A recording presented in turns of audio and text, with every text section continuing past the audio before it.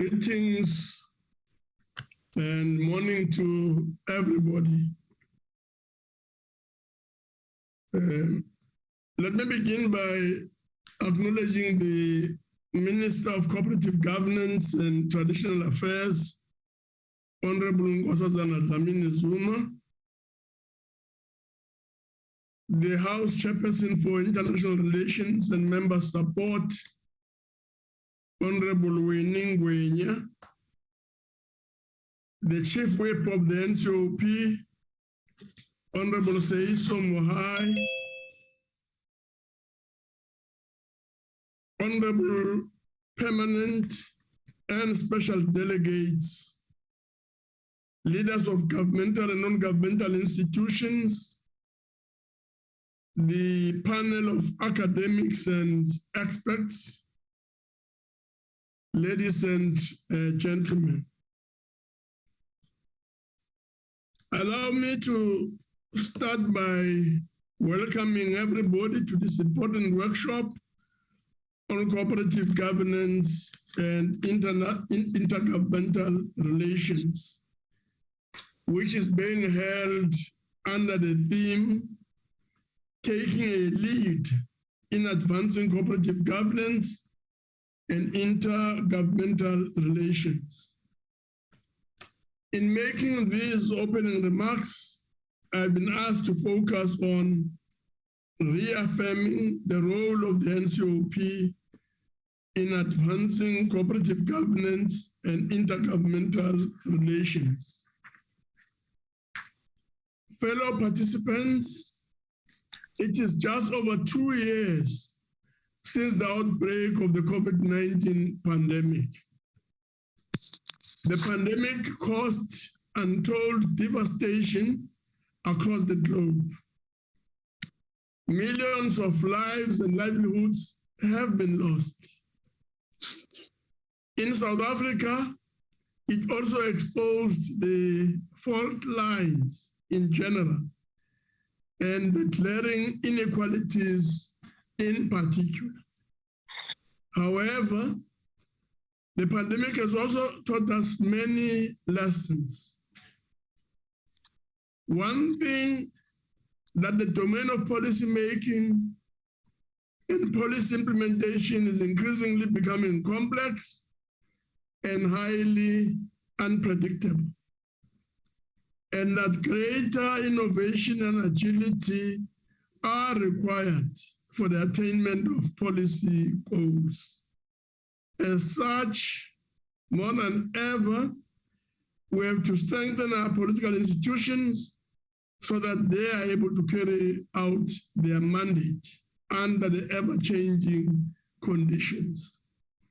We also need to build effective, integrated, and resilient planning and service delivery systems.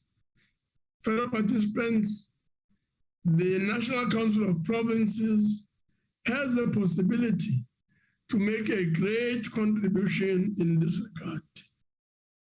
This is evident because, as noted by some scholars, the NCOP code draws provincial and local experiences into the national debate when the effectiveness of policy and its implementation is considered, close quote.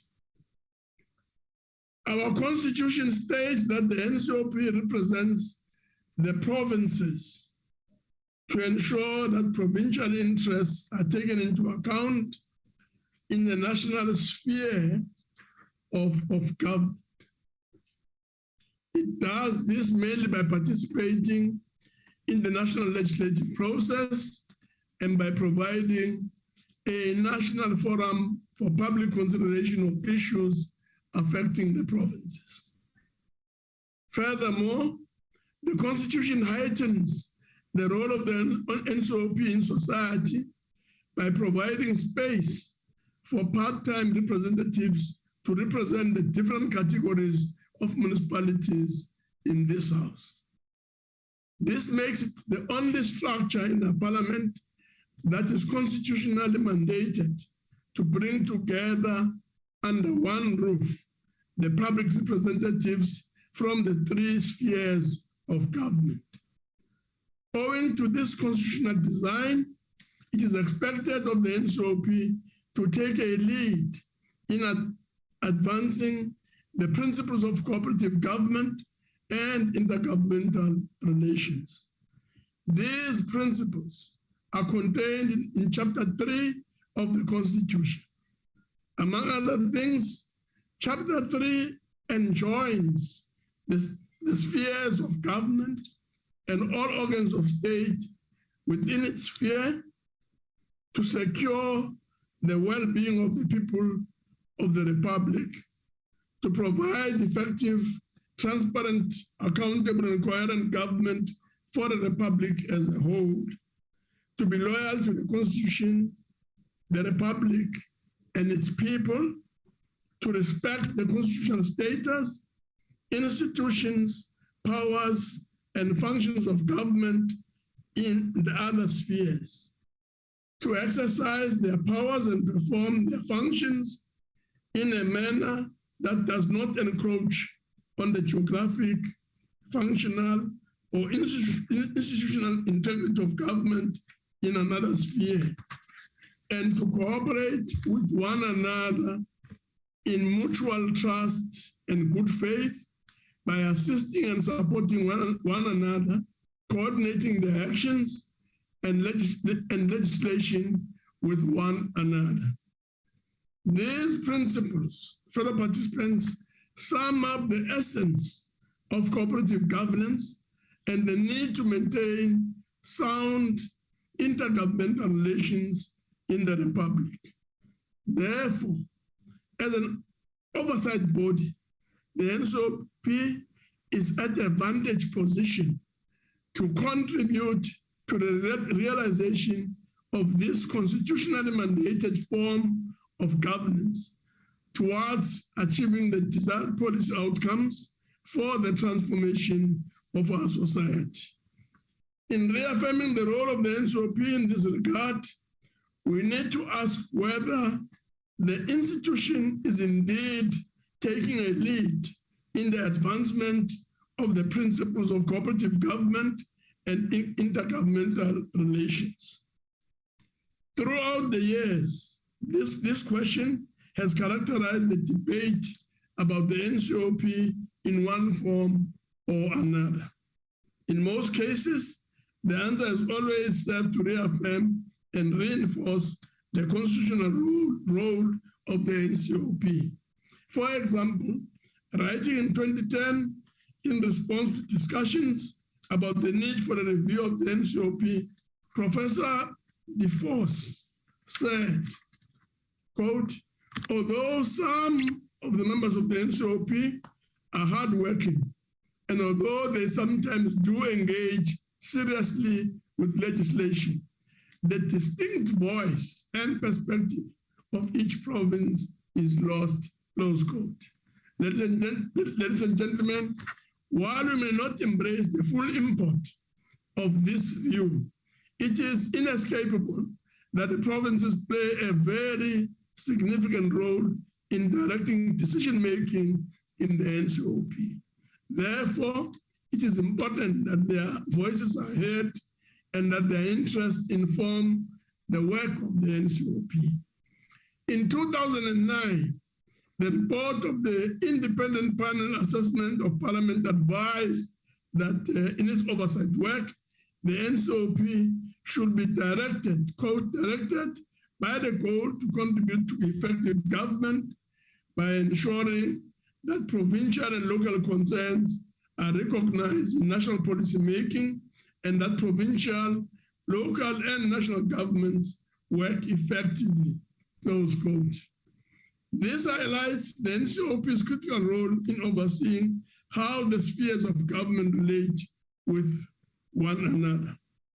As already mentioned, the constitutional principles of cooperative government and intergovernmental relations provide guidance.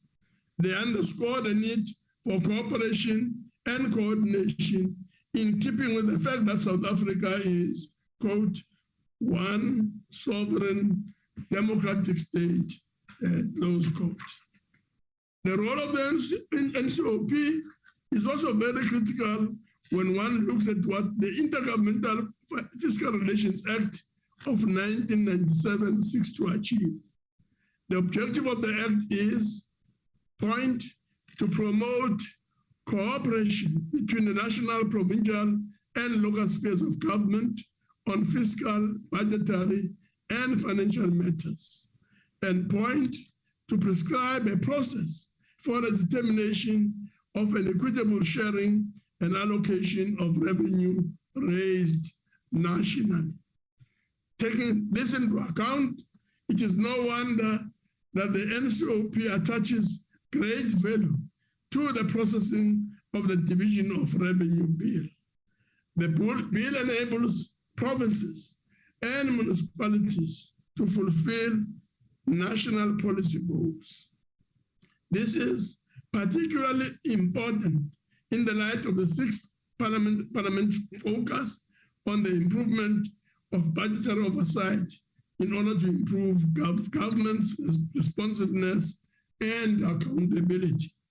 Honorable members and guests, the NCOP is the sixth parliament, in the sixth parliament, has sought to reaffirm its role in advancing the practice of cooperative governance and sound intergovernmental relations. It has done this through a number of mechanisms, including the following: committee oversight, where committees have dealt with the detail of the work of government, informed by strategic plans, reports, and on-site inspections. Plenaries, where we dealt with debates, reports, policy debates, and bills, and shared the perspectives of the provinces and local government. Questions, where the focus has been on provincial impact on the National Development Plan thematic areas, for example, quality of education, skills development, healthcare, housing, water, electricity, and sanitation. Provincial week, where we directly work with our counterparts and also engage the members of the public across the length and breadth of our respective provinces to enhance public involvement and oversight work. Local government week, which has assisted us to sharpen our understanding of the challenges facing local government and the possible policy options required to address them. And the ministerial briefings. Launched in 2020, the mechanism of ministerial briefing was necessitated by the need to broaden the understanding by members of the work of government, particularly in dealing with the devastating impact of the COVID-19 pandemic.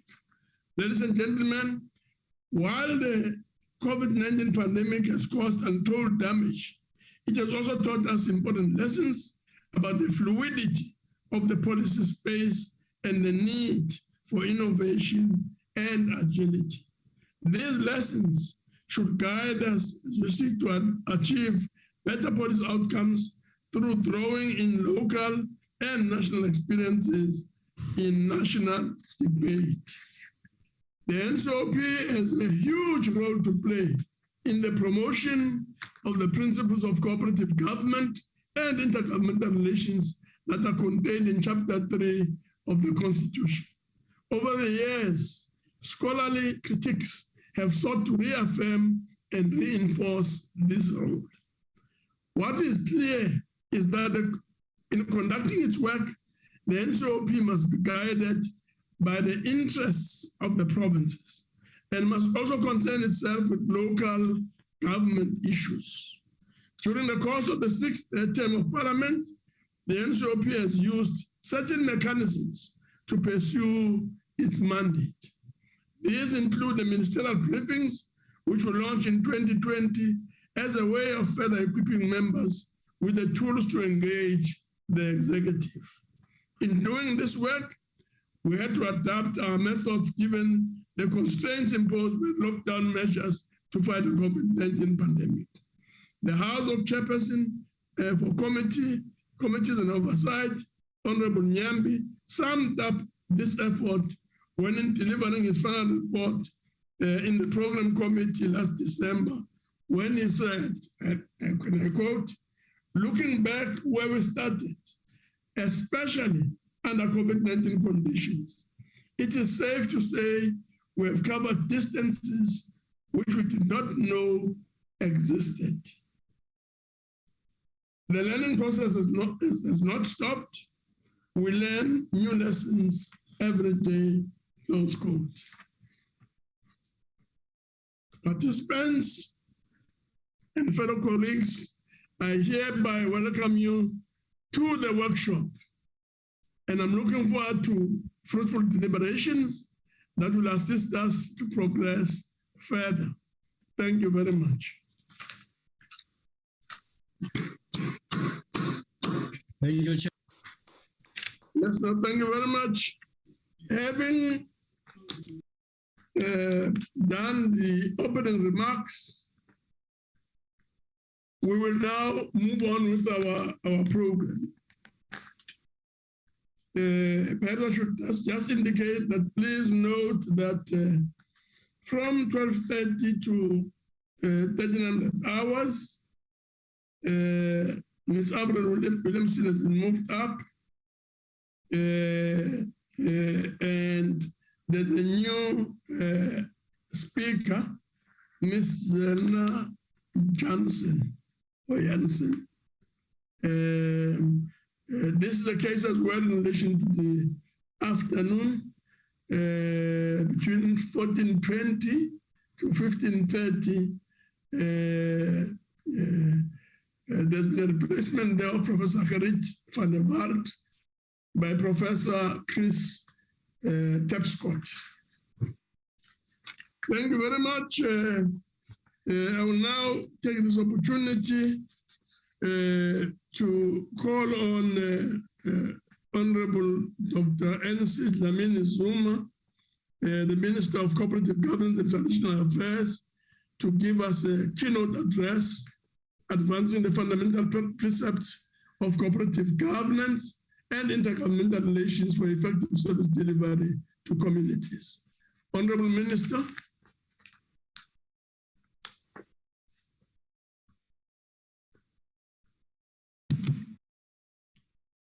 Thank you very much, Honorable Chairperson of the NCOP. Let me greet the Deputy Chairperson of the NCOP, the Premiers present, the MECs present, the Chairperson of the Select Committee and members of the Select Committee on Cooperative Governance and Traditional Affairs, the Deputy Ministers for Cooperative Governance and Traditional Affairs, as well as other Deputy Ministers that may be present, Honorable Provincial Whips, delegates from the provinces, members of provincial executives, Chairperson of the Municipal Demarcation Board, the Acting Secretary in Parliament, the Secretary to the NCOP, the Auditor General, Directors General of the departments. I'd like to thank you for this opportunity to participate in this workshop.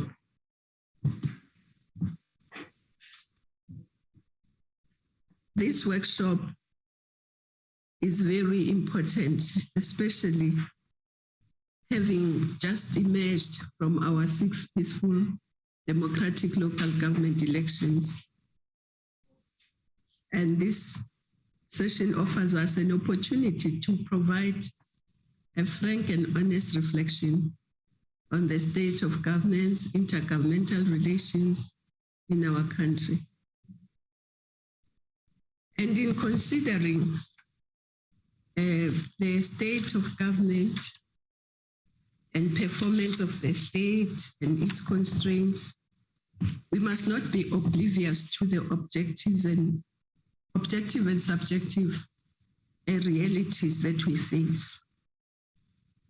Of course, the chair of the NCOP has spoken about the realities brought about by COVID-19, so I won't dwell on them. And then the realities confronting both South Africa and the developing world confirm to us that our nations have not been entirely freed from the bondages of colonialism, apartheid, racism, sexism, and inequality. As we reflect on those realities, let us recall the words of President Mandela at his inaugural summit as head of state at the Organization of African Unity, when he said, and I quote, "If freedom was the crown which fighters of liberation sought to place on the head of Mother Africa, let the upliftment, the happiness, prosperity, and comfort of her children be the jewel of the crown," close quote. Now we have to ask ourselves whether indeed that jewel on the crown is what President Mandela envisaged. Have we reached the upliftment, the happiness, the prosperity, and the comfort? My answer would be no, not yet. We are not there yet. We've done a lot, but I wouldn't say we've actually reached that level. But let me say, 2 years after our president had uttered those words, the Constitution of the Republic was adopted. And the South African Constitution was established as the supreme law and the cornerstone of democracy of our land.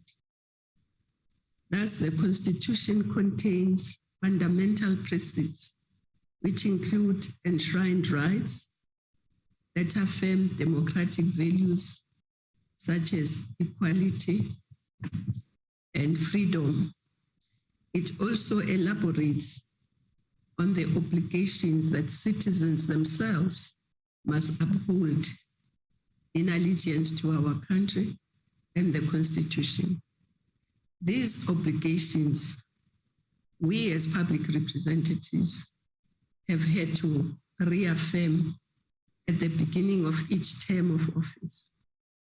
Like all citizens, we are expected to live by them as we discharge our various mandates and tasks. Overall, these obligations reaffirm that we shall be good, ethical, accountable, loyal, and patriotic citizens and representatives. Therefore, we are obliged to obey the laws of our country whilst ensuring that others do so. We must also contribute in every possible way in making South Africa a pleasant place to live in, to make sure it's prosperous and peaceful. And that's not to say our Constitution is perfect. In fact, with implementation, many flaws or shortcomings are identifiable. However, it does establish the basis and architects by which our nation can pursue the superordinate objectives to improve the quality of life and free the potential of each person. Through its carefully crafted and complex cooperative governance framework, it recognizes that these objectives will require collective and individual actions by multiple actors. These actors include the three arms of the state, that is the executive, the legislature, and the judiciary. And also the three spheres, which are national, provincial, and local. It also pays tribute to our cultural heritage and recognizes the institution of traditional leadership and our customary law as important contributors to a vibrant democracy. Consequently, the executive arm of the Republic is constituted as national, provincial, and local spheres of government, which are distinctive, interdependent, and interrelated. And of course, Chapter 3 of the Constitution, which deals with the cooperative governance, guides us in terms of how government should cooperate.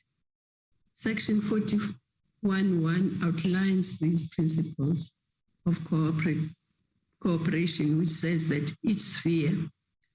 Now, the chairperson of the NCOP in his introduction read out these principles. So I'd also written them out, but since he has read them out in full, I probably won't repeat. But they are very important because they are really the guide that the Constitution gives us on how cooperative governance should be. And I think I want to just stress one or two, which says that the spheres should not assume any power or function except those conferred on them in terms of the Constitution, and exercise those powers and perform their function in a manner that does not encroach on the geographic, functional, and institutional integrity of government in another sphere, and cooperate with one another in mutual trust and good faith. So these are the principles. And we make this point also because we find that sometimes there's confusion about what the national can do in a province or in a municipality at the local sphere. And sometimes there's expectation that national can just intervene anyhow in a municipality. The executive cannot do that. It has to follow the guidance of the Constitution.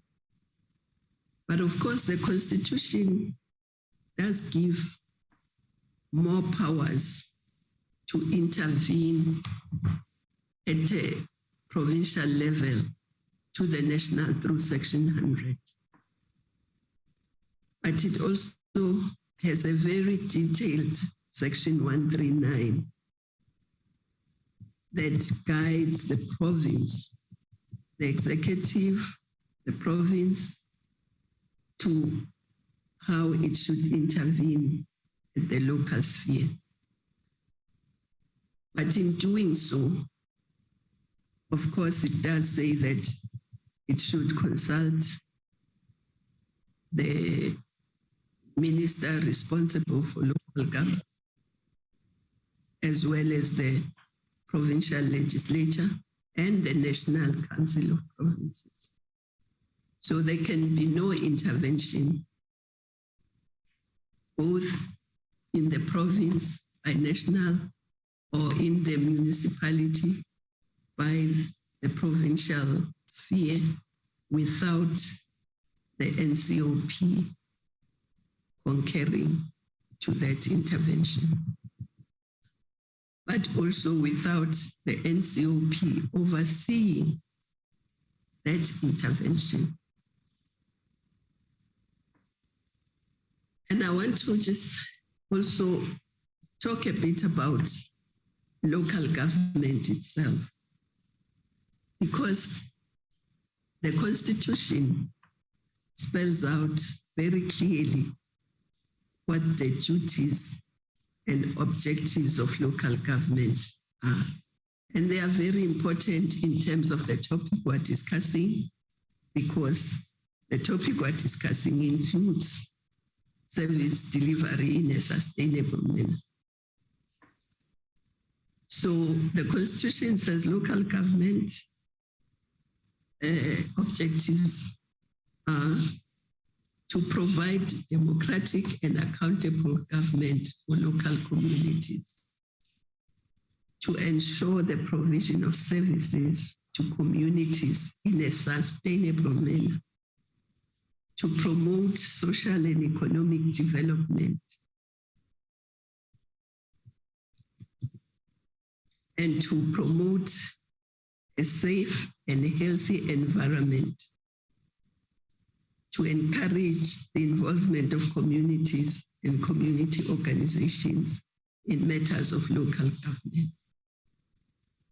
And it goes further to say a municipality must strive within its financial and administrative capacity to achieve the objectives set out in subsection 1. These are very serious responsibilities for the local government, because all communities in the Republic are local. There is no community that is provincial or national. So every community has to be looked after by the local sphere. And I think the Constitution recognizes how big this responsibility is and how serious this responsibility is. And it is for that reason that it also says in section 154, mandates the provincial and national governments to support the local sphere. And it calls on the national government and provincial governments by legislation and other means to support and strengthen the capacity of municipalities to manage their own affairs, to exercise their powers, and perform their functions. So clearly, all of us, all the spheres, in part exist to ensure that the local sphere functions and functions well. What we must therefore ask ourselves and resolve during this strategic session of the NCOP is whether we have adequately capacitated the legislatures for them to efficiently undertake this oversight function. Do we have the verification, monitoring, and evaluation system and capacities which also can act as an early warning mechanism? We can no longer wait until the wheels come off only to react. We must develop proactive systems which must positively impact on the service delivery and governance. We must also ask ourselves whether the local government financially is capacitated adequately. Is the equitable share to local government a fair share compared to the work they have to do? And also in relation to the fact that some of the municipalities do not have a revenue base at the moment from which to raise resources. So I think all of us should work together and really answer these questions and try and work together as national, provincial, and the NCOP to ensure that local government does get a fair share of the resources of the country, since the Constitution allocates to it such important responsibilities. Honorable members, allow me also to elaborate on the allocated roles and functions between the spheres of government in the system of cooperative governance, all of which require the oversight of the NCOP and the various legislatures. The Constitution delineates public functions into two categories, those that are concurrent and those that are exclusive. Concurrent functions are those that are shared amongst the three spheres. Thus, each sphere has responsibility in developing policy, legislation, administration, and monitoring performance. Schedule 4 of the Constitution lists the functional areas of the concurrent national and provincial legislative responsibilities and competencies, some of which include education, health services, social welfare services, housing, agriculture, amongst others. In relation to those functions, national government generally takes the lead in formulating policy, determining regulatory frameworks, setting norms and standards, and monitoring overall implementation. Provinces, on the other hand, are mainly responsible for implementation in line with the national determined frameworks. All local government functions listed in Part B of Schedule 4 and 5 of the Constitution are concurrent functions. In all instances, either national or provincial may regulate how municipalities exercise their executive authority in relation to those functions. Exclusive functions are those functions that a single sphere has absolute responsibility for developing policy, legislation, and monitoring performance. The Constitution does not define the exclusive functions of national government, since it is responsible for all government functions that have not been specifically assigned to either provincial or local. But of course, national government has some exclusive responsibilities, for instance, for defense, national defense, national fiscal policy, foreign affairs, home affairs, criminal justice system, in some areas, higher education, and certain administrative functions. In turn, the provinces have exclusive legislative competencies over the functions listed in Part A of Schedule 5 of the Constitution, which include, but not exclusively, not provincial roads, ambulance services, provincial planning. Part B of the section also elaborates on the functions related to local government, which should be read together with Section 155 of the Constitution. However, national government may legislate in these exclusive provincial and local functions if it is necessary to maintain essential national standards and norms for reasons of national security or for reasons for national security. Most important section 154, as I said, calls on national and provincial government not necessarily to compromise or impede the municipality's ability and right to exercise powers or to perform functions, but instead to support it to be able to exercise its powers and perform its functions. So the status of municipalities is constitutionally entrenched and the powers and functions, including matters such as municipal planning, are constitutionally protected. This means municipalities have the right to govern the affairs of their communities, subject to national and provincial legislation as provided for in the Constitution. The Municipal Systems Act of 2000 states in Section 3 that municipalities must exercise their executive and legislative authority within constitutional systems of cooperative government as envisaged in Section 41.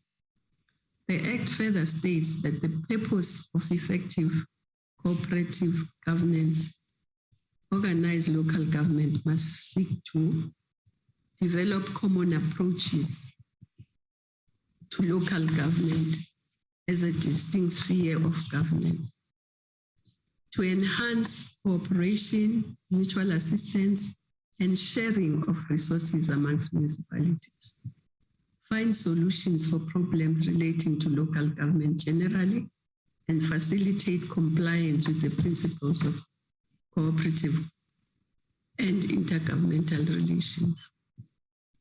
Honorable members, it goes without saying that the local sphere will require the inputs of other spheres and sectors to achieve this.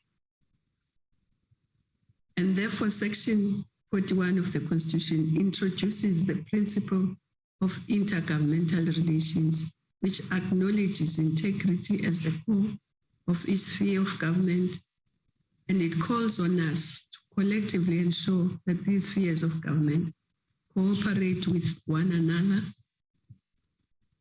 These complex and interdependent relations amongst various spheres of government include the coordination of public policy, sustainable development, and resources amongst national, provincial, and local government. The Constitution therefore envisages a set of formal and informal processes, as well as institutional arrangements and structures for bilateral and multilateral cooperation within and amongst the three spheres of government. Section 3 of the Municipal Systems Act 2000 further re-emphasizes that the national and provincial spheres of government must not compromise or impede the municipality ability to and the right to exercise their legislative authority. The Interdependent Relations Framework, Intergovernmental Relations Framework Act of 2005 seeks to formalize this cooperation in the three spheres of government. The Act aims to provide a framework for the national, provincial, and local governments, as well as all other organs of state, to facilitate coordination towards coherency and the provision of quality services and development. This is to be enhanced through monitoring, implementation of policy and legislation, and the realization of national priorities. However, the truth is that despite the complex framework, coordination, cooperation, cooperative governance, and intergovernmental relations have not fully delivered the intended outcomes. This has often led to substandard delivery of services and non-fulfillment of the aspirations of our people. There are some discernible lessons of universal application which we have gathered, and I'll share those with you. Firstly, we have gathered that some of the problems at local government are political, and they manifest themselves in the political and administrative interface that is inappropriate. So it means that all of us political parties across the benches have the responsibility to educate members in the executives and legislators in the ethics of government, and where they falter, we must act and act fast. We also have the obligation to urgently professionalize our public services. Such a public service requires that we change the attitude and behavior of public servants whilst ensuring that they are in possession of the necessary education and skills. But this also goes for the public representatives. They must be the servants of the people. They must be responsive, compassionate, and have a caring attitude towards communities. But in trying to professionalize the public service, we are working closely with the Department of Public Service and Administration, the Public Service Commission, and the National School of Governments, so that we may have a capable, capacitated, and ethical state. With the Commission, we have also recognized the important role of institutions of traditional leadership. Thus, we are exploring a targeted skills enhancement program for them. We have also learned that even the provincial and national spheres do not always possess the necessary skills to accelerate and sustain development in those areas. For instance, although we know that corruption and maladministration have much to do with the death of economic opportunities in the local areas, the national response teams, provinces and local government have no economic and development planning capacities and experiences. Moving forward and to sustain our intervention, we must have economic and developmental planning expertise. To ramp this up, working with the School of Government, we explore partnerships that can favor us with such expertise, as we intend to center local economic development in the future strategies for local government. Another lessons that we have drawn is that we believe that the entire state and its organs not to be in possession of appropriate tools and systems to evaluate, monitor, and provide the necessary oversight. Such as systems would be predictive and thus would serve to, in real time, early warning system. This none of us possess, so that our responses can be appropriate and proactive. This means that even the teams we put together for responses would be appropriately skilled and capacitated to maximize on the effect of the interventions.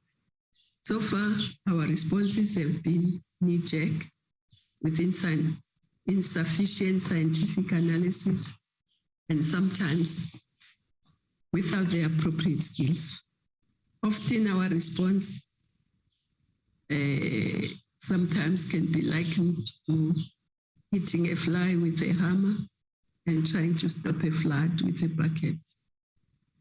And so we need to strengthen those systems and capabilities so that we can monitor, evaluate, and intervene appropriately and proactively. Of course, we have begun to discussions with other sister departments like National Treasury, Department of Planning and Monitoring and Evaluation. However, we also believe that we must mobilize other sectors outside government, including academia, business, and other people in non-governmental organizations, because we think that work in local government should not only be undertaken by government alone. Our observations also have led us to review the strategies and organizational structure of our department. This was prompted by overall observation that the COGTA departments are small and sometimes not adequately capacitated to fulfill their support and oversight function role. They are often reactive without proactive measures and programs. But also, as the national department, we tend not to have people in the provinces, at least near the local sphere. So we want to change our organizational structure so that we can be more decentralized, because our work is actually should be on the ground, not at the national offices. So we are changing our structure. We hope that it will be accepted so that we can implement it. And also sometimes we find that the staff complement does not match in skills and quantum the expected mandate.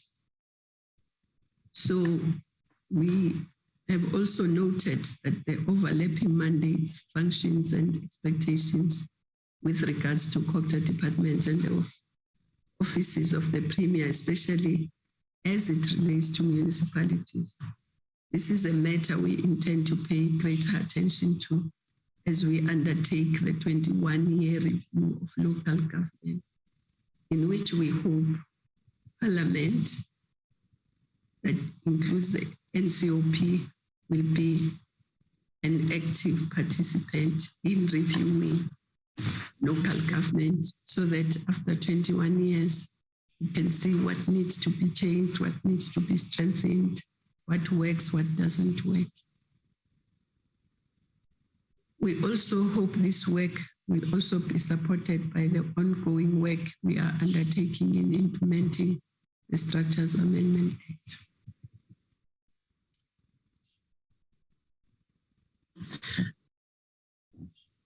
And of course, the Structures Amendment Act, amongst others, contain the revised code of conduct for councillors, and includes the regulation of political administration interface.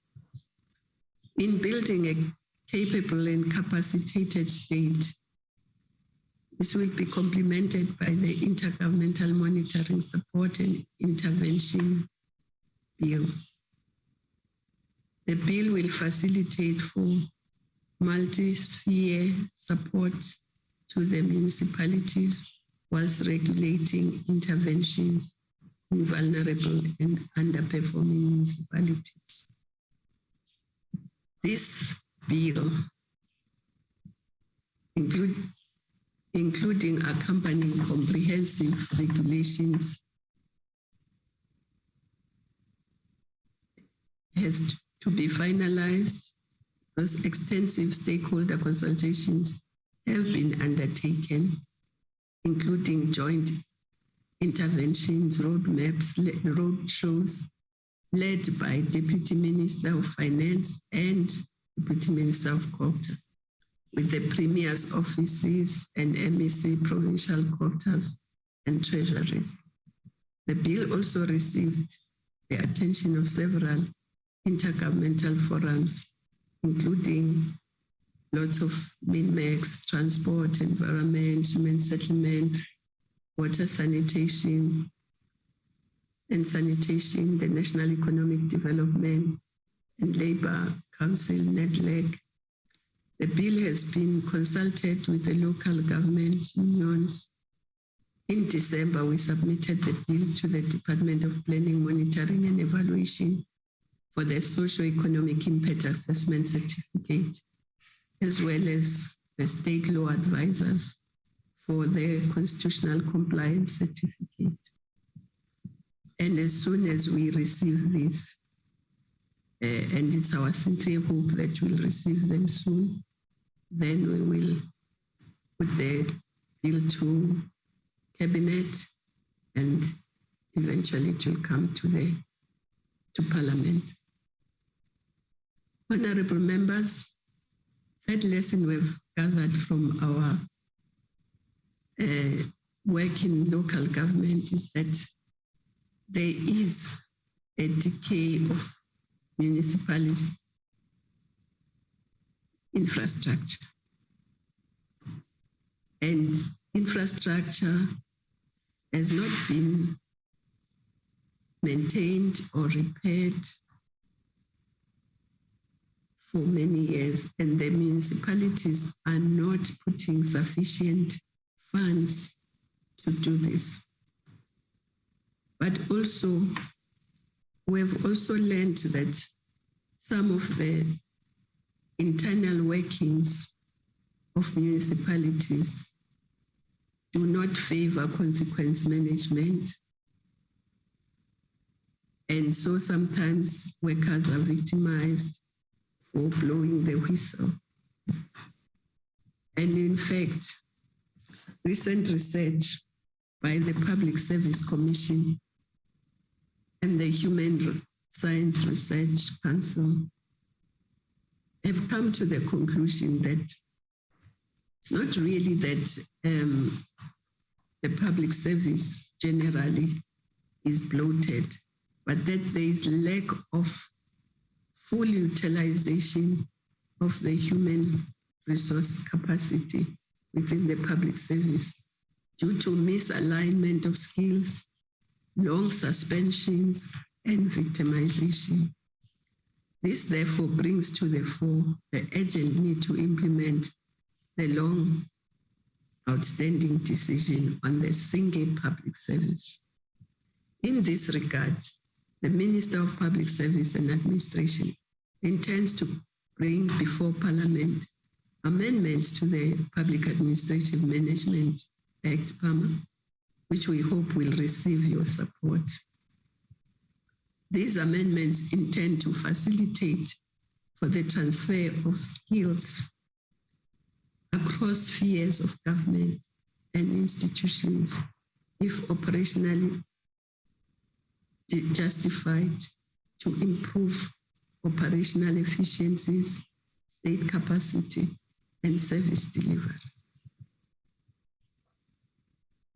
This redeployment and realignment of skills ought to be complemented by well-coordinated, integrated implementation model.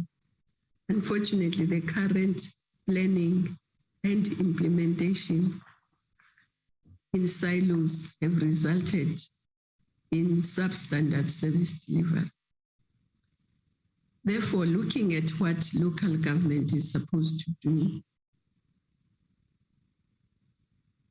we don't think that it is fair to apportion service delivery to communities only to local government. I think service to communities must be the function of the entire government, all the three spheres. Though the Constitution says it's local government, but we think it should be every sphere's responsibility. Because you find that in communities, there are roads with potholes, dirt roads that are slippery, you can't drive on them. You find lots of other, you find that there's no water. Because there's no water source, there's no dam from which the municipality, that is the water authority, can draw water. And sometimes they end up putting pipes with no source, which is wrong. And so we all have to work together, and hence it makes sense to have the district development model that means that all of us have to implement at the local level. We all have to work together at the local level. We spend a lot of resources in government, but when we work in silos, we don't make the necessary impact on the ground. And therefore, we want to ensure that we plan together, we implement together, and we monitor and evaluate together. But of course, this is not just for government alone. It's also for other stakeholders. Because as I said earlier, we want to center the local economic development in the strategy. So we also need business, we need non-governmental organizations, but we need communities themselves to participate. And we need other traditional leaders, religious leaders, other stakeholders to participate, so that government does not think that the community needs this or cares. They know what communities are prioritizing, and they know what to deliver together. So we hope all these things will also be enshrined in the 21-year review that is underway. And we hope that we can also institutionalize the district development model way of working, so that it's not a nice thing to do, but it's a must thing to do. And also through the Municipal Support Agency, we also assist the municipalities with developing their infrastructure asset management plans. And 10% of MIG grants have been ring-fenced for urgent repairs and maintenance of water, waste infrastructure. So this is a new development that we welcome, because before it was just left to the municipalities whether they do or do not put money aside for maintenance and repairs. So we hope that as we work through the DDM, we can also ensure that the NCOP is supportive, and also in its oversight also takes this into account. But let me also say that we must also not forget that the major principles of our Constitution is also a non-racial, non-sexist society, because we see that the non-sexist part seems to be sometimes ignored. The Constitution has an equality clause, but this equality clause has not quite seen a light of day in all the areas. In some few areas we have seen, for instance, we've seen that the speakers are 53.8% female, which is good because it's proportionate to the population of women and men. So that's good. But in other areas, that has not been met, even the 50 that the Constitution envisages has not been met. And even in the legislature, the 50-50 has not been met. And I think these are some of the things that we must look at and make sure that they happen. But before I conclude, I must also just emphasize that to have sustainable service delivery at local level, we must have local economies. We must build local economies. A local government should not be the only employer, because once local government is the only employer and businesses in that municipality only can do business with local government except retail, then it's a recipe for disaster, because then everyone wants to be in local government or to have a friend in local government. The business will try to interfere in making sure who becomes the leadership of local government.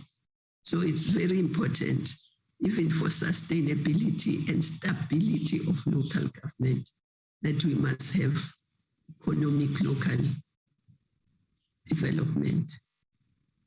And of course, also for the metros and the big cities, it's very important that there is rural development, there is economic development in all the municipalities, because if not, people will be forced to go to the big cities and the metros, not out of choice, but out of desperation. And when they get there, they will not find the green pastures they were looking for. They will swell the ranks of the urban poor.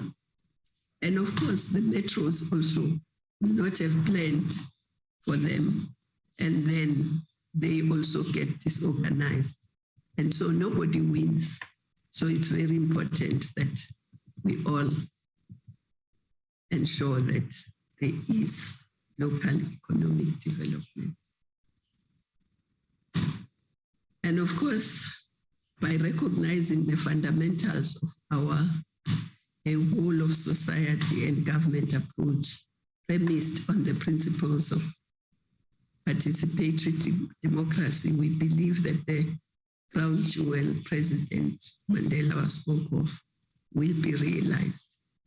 Without you, we cannot ensure that that jewel shines into the distant future and brings about sustainable, connected, cohesive, vibrant, and climate-smart communities, which is what the people of South Africa want and yearn for. I thank you.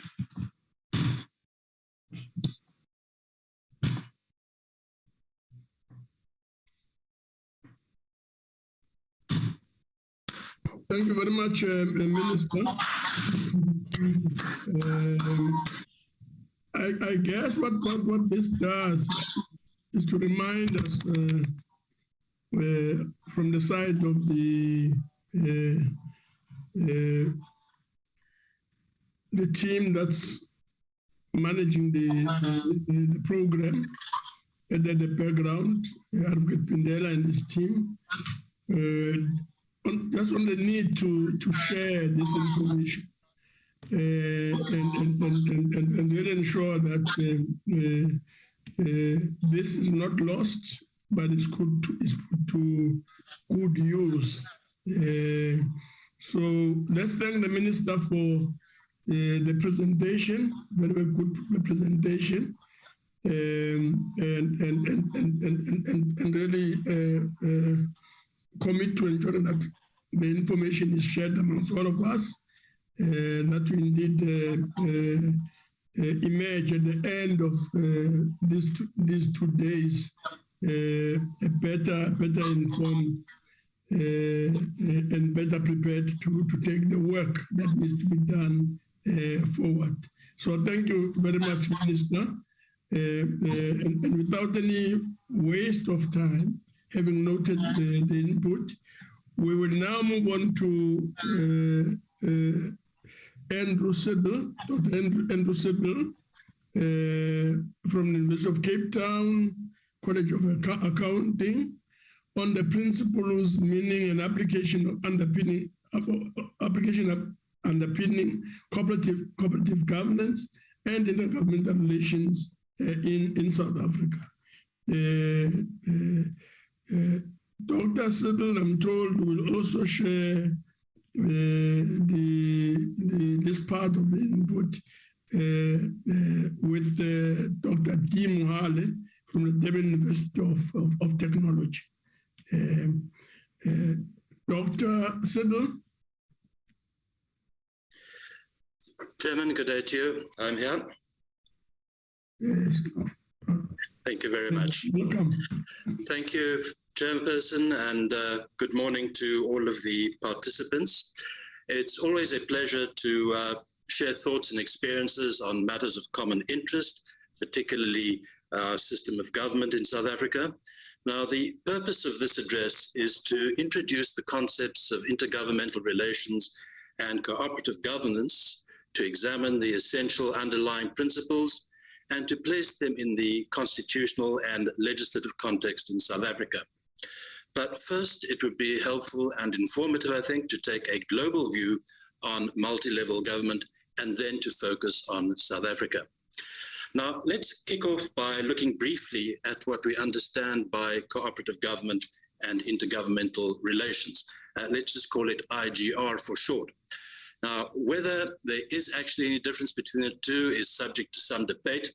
The conventional wisdom is that there is indeed a conceptual difference between cooperative government and IGR.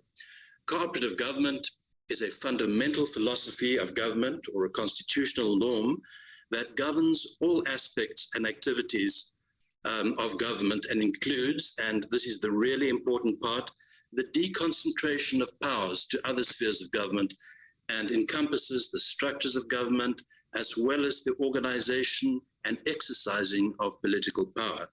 It is specifically concerned with the institutional, political, and financial arrangements for interaction among the different spheres of government. Intergovernmental relations, or IGR on the other hand, is one of the means through which the values of cooperative government may be given both institutional and statutory expression, and may include executive or legislative functions of government. Now, at this point, I have to make a confession. I've always been a bit puzzled by why our form of government has been characterized as cooperative government. When we get down to brass tacks, the architecture of our form of government is probably more conventionally and conveniently characterized as decentralized government. And that is how most of the rest of the world would characterize it. But for some reason within South African government circles, it seems that the term decentralization is studiously avoided. Even our constitution does not use the word decentralized once, if I remember correctly, even though the architecture which it describes is precisely that of a decentralized government. Now, perhaps there's some ideological reason behind this, but in any event, in order to understand how government in South Africa works, and in particular, in order to understand the concepts of intergovernmental relations and cooperative government, it is necessary to understand what decentralization, and this, I say, is the globally accepted terminology, is all about. So whilst I don't intend to launch into a full-blown lecture on decentralization, I think that it's important to spend, with your permission, of course, just a little time looking at some of the basic elements of decentralization. Now, since the 1970s, or perhaps even earlier, decentralization has become one of the most predominant themes around the world in the field of governance. There's been an overwhelming move towards the decentralization of government by the granting of new powers, functions, and resources to local and regional governments, something which has brought subnational governments to the forefront of politics. There are any number of definitions of decentralization, but as good a definition as any is that it is the devolution of powers, functions, responsibilities, and resources from the national government to subnational governments. Now, it's generally considered that there are three types of decentralization. First, we have administrative decentralization, which is the process whereby the authority to administer and execute powers and functions, and by implication, the responsibility to deliver services, is transferred from national to subnational governments, thereby resulting in a deconcentration of powers. Secondly, we have fiscal decentralization, which is the process whereby revenues of the central government and also the power to raise revenues from local sources are transferred from national to subnational governments. And then we have political decentralization, which is the process whereby subnational governments, which are elected by local participants, are established within a constitutional framework and granted political power and authority to govern over particular geographical areas, and usually in regard to specific functions. In short, it's the transfer, whether whole or partial, of political power and authority from central to subnational governments. And therefore, and this is of crucial importance for present purposes, it involves the balancing of the exercise of power between various levels of government. Now, countries may choose a decentralized model for many reasons. The list of objectives of decentralization is potentially endless, but some of the objectives which are more commonly encountered include promoting democracy, promoting legitimacy, promoting public participation, promoting developmentalism, which is a crucial characteristic of South Africa's agenda, for improving communications, perhaps even diffusing conflicts, and probably the most commonly cited reason is for bringing government closer to the people and promoting responsive and efficient service delivery. Now, just as there are many objectives of decentralization, the challenges to decentralization processes are also many and varied. Some of the more common challenges, and here I must mention that these again are from a global perspective and not necessarily from a purely South African perspective, include the following. Firstly, you could have uninterested, inertia-bound, and overwhelmed central governments which lack the focus, energy, and resources to effectively implement decentralization policies. You also have the phenomenon of elite capture, where local governments are captured by local elites who divert and distort public programs to benefit themselves at the expense of poor citizens. You often find in countries which embark on decentralization experiments that there's a lack of political will at all levels. And then again, in many countries, particularly in developing countries, you have the ever-present problem of capacity constraints. And related to that, of course, you have financial constraints. And finally, the challenge which is of particular interest for purposes of our present discussion is the problem of intergovernmental tensions between the various levels of government over issues such as funding and the powers which those levels of government are supposed to enjoy. Which leads us neatly to the main focus of our topic and the principal focus of this address. Now, as we alluded to earlier, decentralization is in essence all about the shifting of powers and resources from one level of government to another.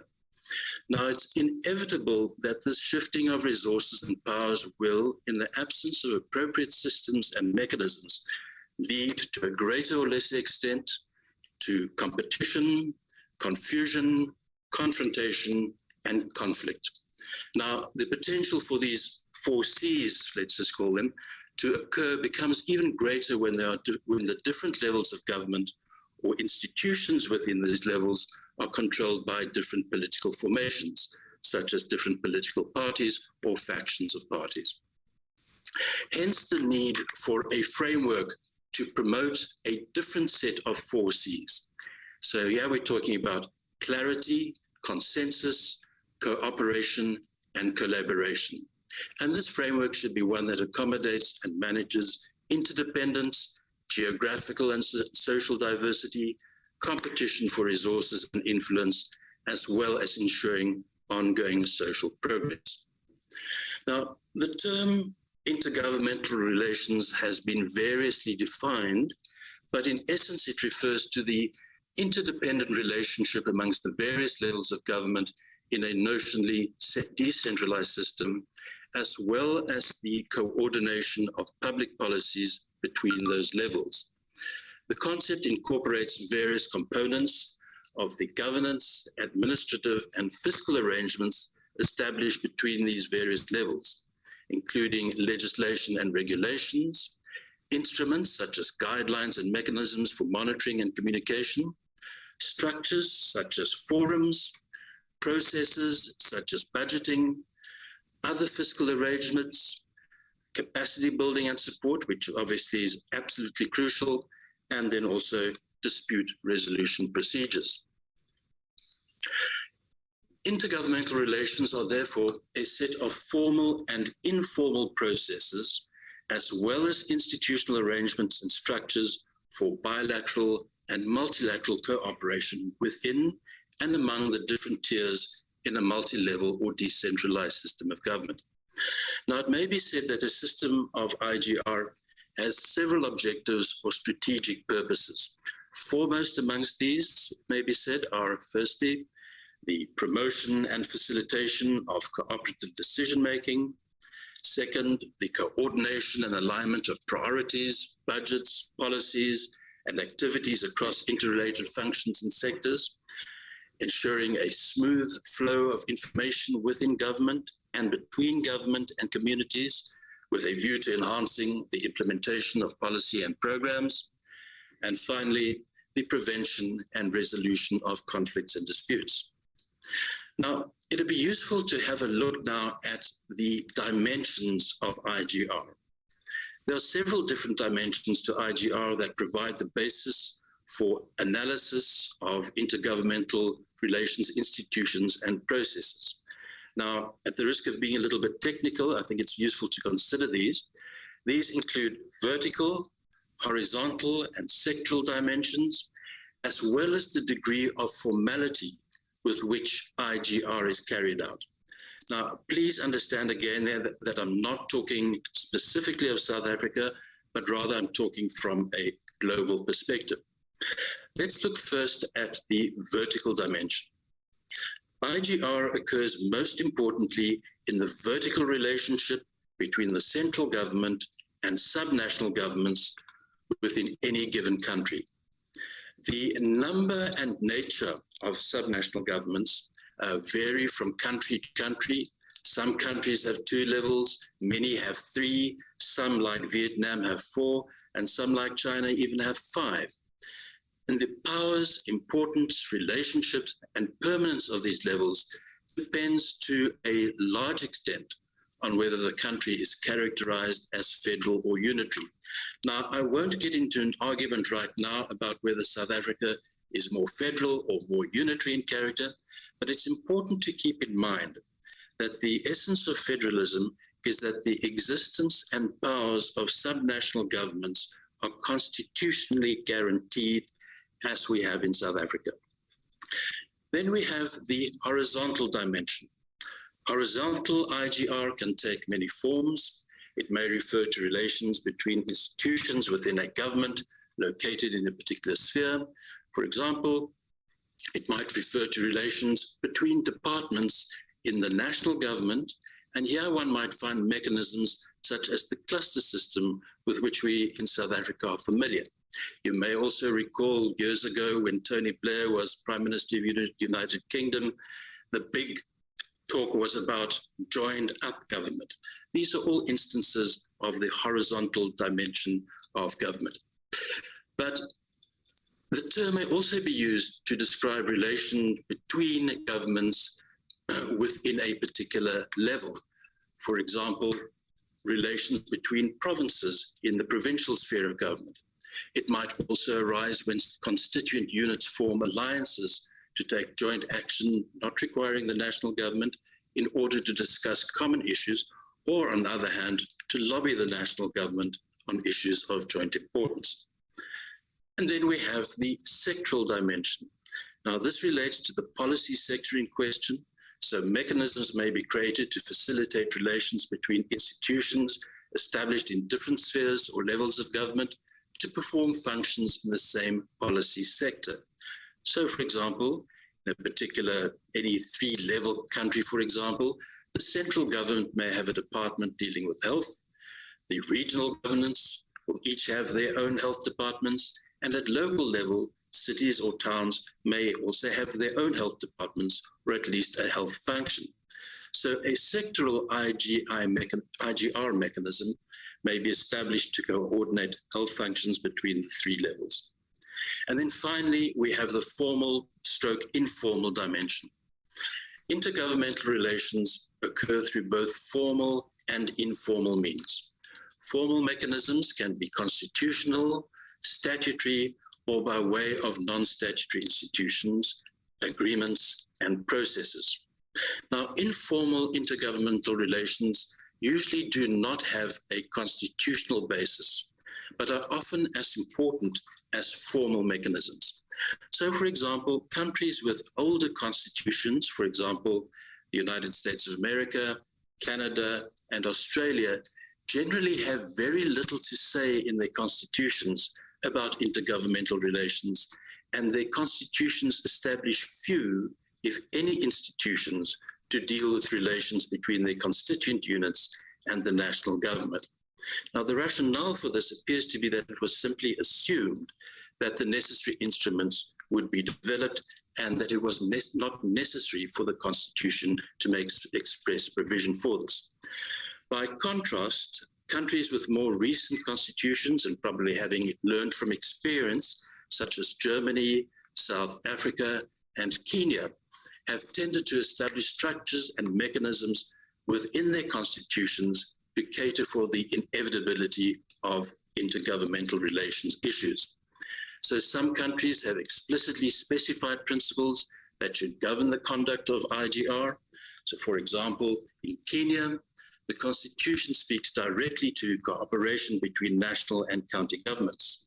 And South Africa's Constitution, as we all know, has Section 41, listing the principles of cooperative government and intergovernmental relations. So this conveniently brings us to the issue of cooperative or decentralized government and intergovernmental relations in the South African context, with particular reference to the constitutional and legislative framework which governs them. Now, remember, up to now, we've been talking in general global terms.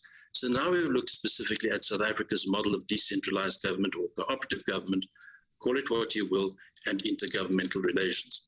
Now, at this point, I have to say that both the chairperson and the minister covered quite nicely a lot of the aspects which I'm going to talk about, so forgive me if there's some repetition here, but let's go for it anyway.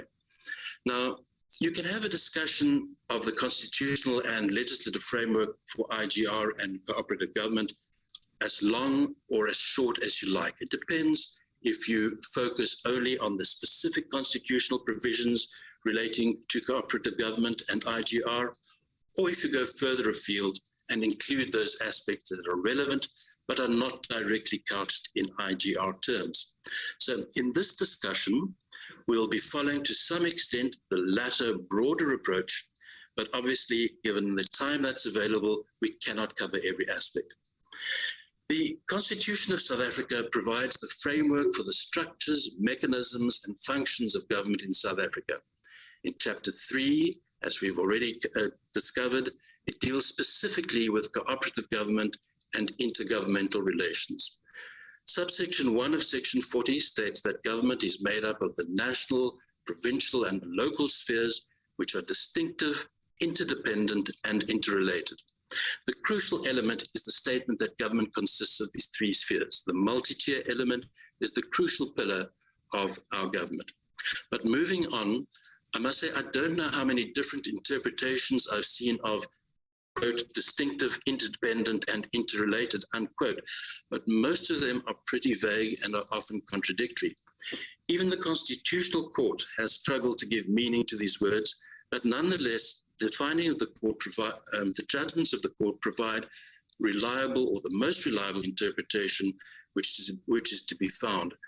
In one such case, Judge Chaskelson said that the principle of cooperative government is established in Section 40, where all spheres of government are described as being distinctive, interdependent, and interrelated. This is consistent with the way powers have been allocated between different spheres of government. Distinctiveness lies in the provision made for elected governments at national, provincial, and local levels. the interdependence and interrelatedness flow from the founding provisions that South Africa is one sovereign democratic state and a constitutional structure which makes provision for framework provisions to be set by the national sphere of government. So that is the basis for our architecture of government. Chapters 5, 6, and 7 of the Constitution then go into focus on the structures, institutions, roles, and responsibilities of each of the spheres of government. They deal with the executive authority and the legislative competence of each sphere. They also deal with intergovernmental support and the conditions under which the national government can intervene in provincial government and the conditions under which the provincial government can intervene in local government. Now, the powers and functions of the various governments are dealt in a rather complicated fashion in sections 44, 104, and 156, respectively, of the Constitution.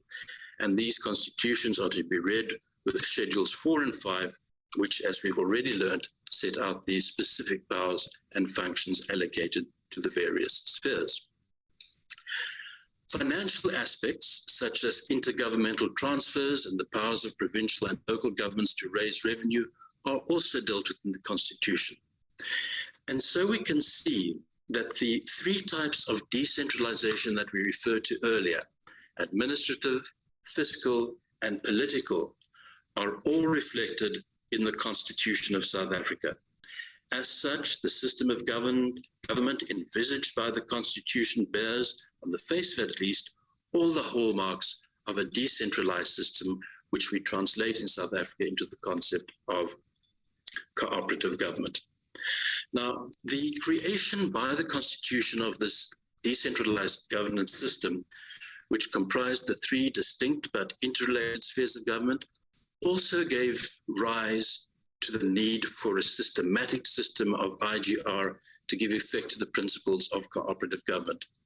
Section 41, subsection 1 of the Constitution of South Africa enumerates the principles governing cooperative government and intergovernmental relations among the various spheres of government in South Africa. Now, again, both the chairperson and the minister alluded to these provisions. At the risk of being repetitive, I think it is worthwhile just to mention them again because they are important and they should be kept in mind. Firstly, the spheres of government must preserve the peace, national unity, and indivisibility of the Republic. Second, they must secure the well-being of the people of the Republic. Third, they should provide effective, transparent, accountable, and coherent government for the Republic as a whole. They must be loyal to the Constitution, the Republic, and its people. They must respect the constitutional status, institution, powers, and functions of government in the other spheres. And critically importantly, they must not assume any power or function except those conferred on them in terms of the Constitution. They must also ensure that they exercise their authority and perform their functions in a manner that does not encroach on the geographical, functional, and institutional integrity of government in another sphere. And finally, they must cooperate in mutual trust and good faith by fostering friendly relations, assisting and supporting one another, informing one another of and consulting one another on matters of common interest, coordinating their actions and legislation with one another, adhering to agreed principles, and avoiding legal proceedings against one another.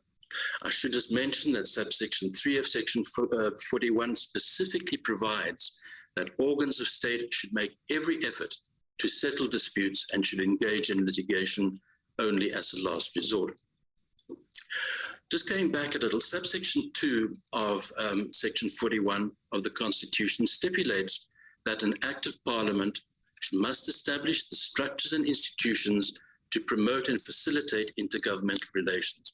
Accordingly, the Intergovernmental Relations Framework Act was enacted in 2005, and I think it's already been mentioned that the objects of the Act include the establishment of a framework for the national, provincial, and local governments to promote and facilitate intergovernmental relations, to provide for mechanisms and procedures that would facilitate the settlement of intergovernmental disputes, and to facilitate coordination in the implementation of policy and legislation in line with the principles of coherent government, effective provision of services, monitoring the implementation of policy and legislation, and the realization of national priorities.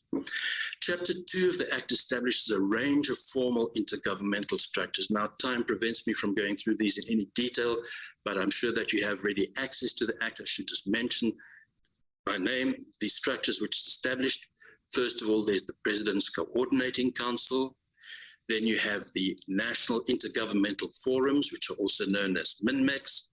You have provincial intergovernmental forums. Moreover, the premiers of 2 or more provinces can establish interprovincial forums for the purpose of promoting and enhancing intergovernmental relations. Then we have the district intergovernmental forums. And this is a forum, as you know, to enhance intergovernmental relations between the district municipality and the local municipalities in the district. And finally, 2 or more municipalities can establish an inter-municipality forum to serve as a consultative framework. The Act also contains provisions for the settling of intergovernmental disputes as envisaged by Section 41 of the Constitution. Now, it's interesting to compare the structures established under this Act with the various dimensions of intergovernmental relations which we discussed earlier. In these structures, which are provided for in the Act, we find examples of the vertical dimension, for example, in the form of the President's Council, and in the provincial intergovernmental forums. We also find the examples of the sectoral dimension in the form of MINMEX. We find horizontal dimension represented in the form of interprovincial forums or intermunicipality forums. And then finally, the formal, informal dimension is reflected in the fact that all types of relationships between the various spheres are covered by statute. We need to look very briefly at a couple of other constitutional provisions which are relevant here. An integral part of the intergovernmental system is the responsibility for support and oversight by senior governments over junior governments. Now, it's perhaps a paradox of decentralization that whilst senior governments divest themselves of responsibilities by handing those responsibilities over to junior governments, those same national governments now have to assume greater responsibilities in that they have to up their games when it comes to providing support to junior or subnational governments. Now, this is crucial to the success of decentralization processes or cooperative government, and the failure of the part of national governments to provide such support is often the reason why decentralizations often fail. Section 100 of the Constitution, which has already been mentioned, provides that when a province cannot fulfill an executive obligation, the national executive may intervene. And a similar provision, as we've already learned, also exists for provincial intervention in municipalities in the form of Section 139 of the Constitution.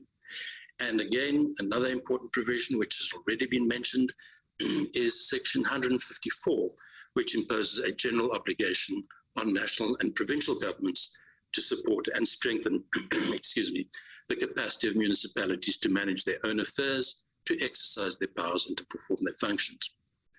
Now, it's also worth mentioning that the Constitution makes provision for dealing with conflicts between national and provincial legislation in sections 146 to 150, and between local government bylaws and national provincial legislation in section 156. One last bit of legislation that I'd like to look at very quickly because time is running out. Finance is obviously crucial in any government, so let's spend a little bit of time on this aspect, and now we're concerned with the Intergovernmental Fiscal Relations Act. Now, this act establishes two important forums or structures: the Budget Council, which consists of the Minister of Finance and members of the Executive Council of provinces responsible for finance, and they consult on any fiscal, budgetary, or financial matters affecting the provinces, as well as any legislation that has financial implications for provinces. And then you have the Local Government Budget Forum, which consists essentially of the same components as the Budget Council, together with representatives of SALGA, and it provides a forum for discussing financial matters relating to the local government fiscal framework. The Act also provides a process for revenue sharing and the allocation of money in terms of Section 214 of the Constitution. This process involves the consideration of the Financial and Fiscal Commission submission on the division of the equitable share between the three spheres of government and the allocation of funding to individual, provincial, and municipal governments. And this, as you know, in turn, leads to the annual division of revenue bill, which allocates funding by a vertical process of division of revenue between the three spheres of government, and then by a process of horizontal division of revenue allocations between the individual governments within each sphere. Now, I'm running out of time, so I have to bring this to a conclusion. There are obviously other legislative provisions such as the LFMA, the PFMA, and so on and so forth, but I can't deal with them now. Now, let me conclude by saying that, as I mentioned earlier, this address cannot hope to cover every aspect of legislation that relates to IGR, nor can it deal with all of the institutions that are relevant. For example, I have not even touched on the role of the National Council of Provinces, but I believe that this will be dealt with thoroughly in a later address. Nor have I provided a critical analysis of the effectiveness of our IGR framework, or for that matter, of the success of our decentralized system of government, or cooperative government, call it what you will. This will, I believe, also be dealt with very adequately in later addresses in this workshop. But I do hope that I've provided a useful basis for understanding these and other issues, which will be addressed in the course of this workshop. Thank you very much for your time and attention. Thank you very much, Dr. Siddle. Much appreciated. We'll move on now to Dr. D. Mohale. Dr. Mohale? Chair, thank you very much. Good morning to you. Good morning to the Honorable Minister. Good morning to honorable members of NCOP. Even though I do participate here in my personal capacity as a researcher and scholar, I think it is only fair that I recognize the presence of the chairperson of Municipal Demarcation Board, for I happen to serve with him in that board. I must indicate, Chair, that rather as a function of coincidence, I predicted that Dr. Siddle may cover a number of global issues.